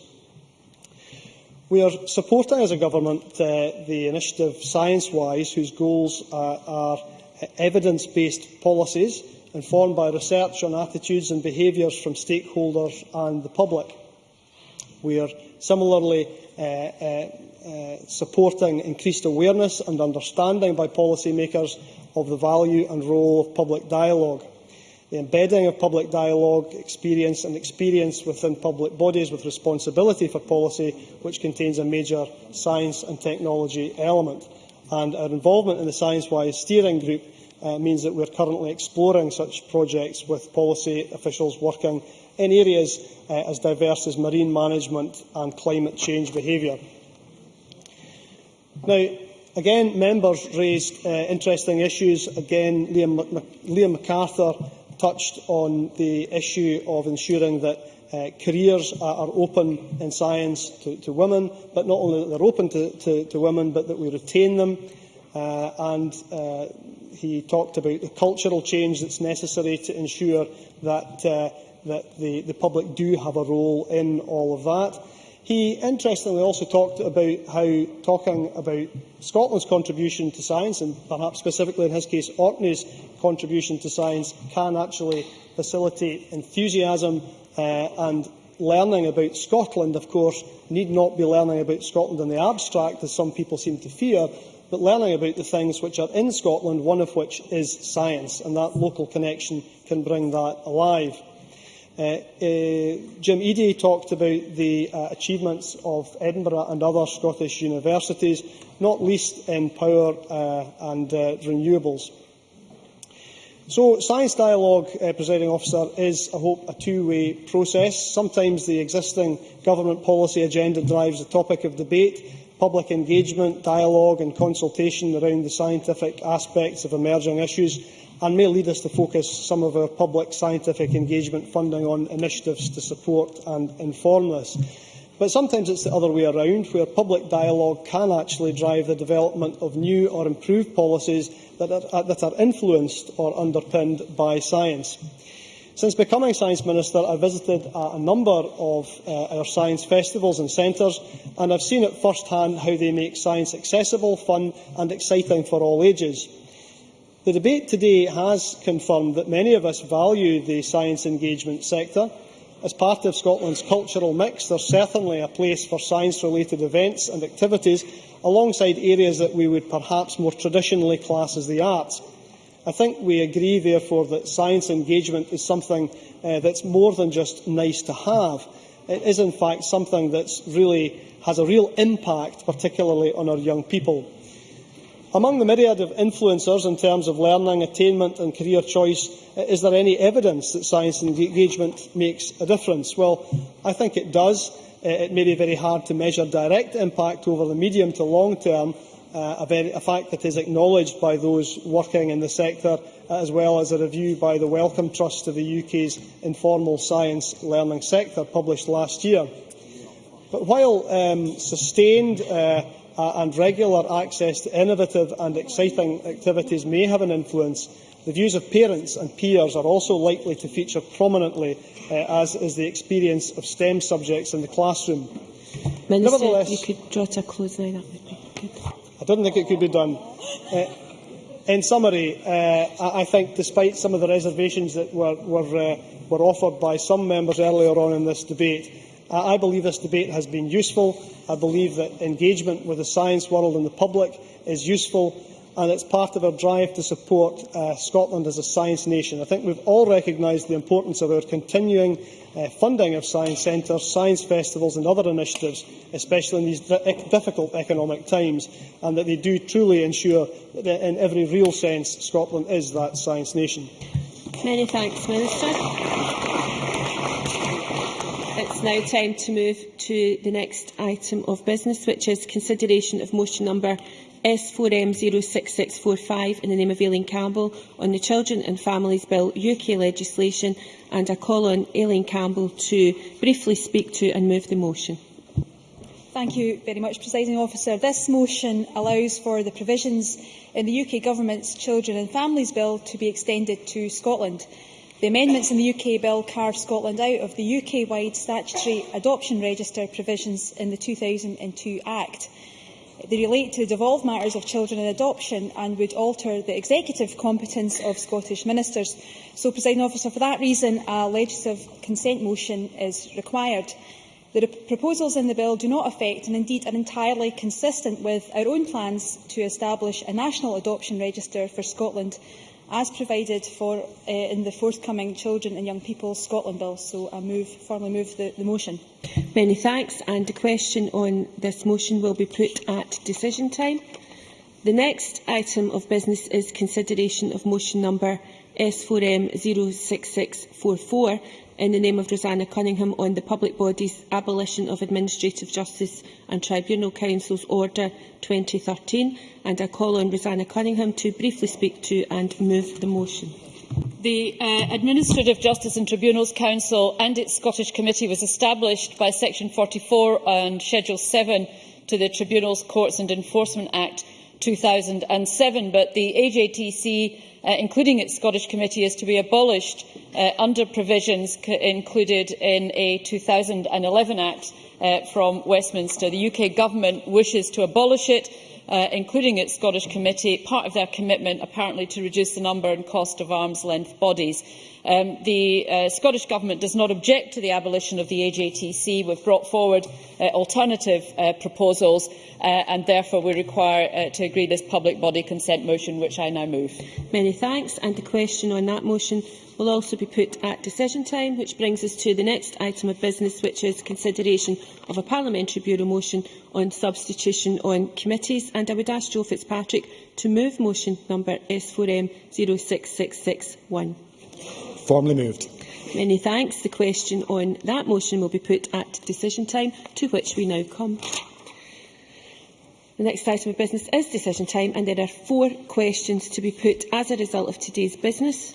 The first question is that motion S4M 06643 in the name of Dr Alistair Allen on supporting a science nation celebrating Scotland's public science engagement initiatives be agreed to. Are we all agreed? The motion is therefore agreed to. The second question is that motion S4M 06645 in the name of Aileen Campbell on the Children and Families Bill UK legislation be agreed to. Are we all agreed? Yes. Parliament is agreed. The motion is therefore agreed to. The third question is that motion S4M 06644 in the name of Rosanna Cunningham on the Public Bodies Abolition of Administrative Justice and Tribunals Council Order 2013 be agreed to. Are we all agreed? Yes. We are. The motion is therefore agreed to. The fourth question is that motion S4M 06661 in the name of Joe Fitzpatrick on substitution on committees be agreed to. Are we all agreed? Yes. Parliament is agreed. I will now allow a short pause to allow members who are not participating in members' business to leave the chamber.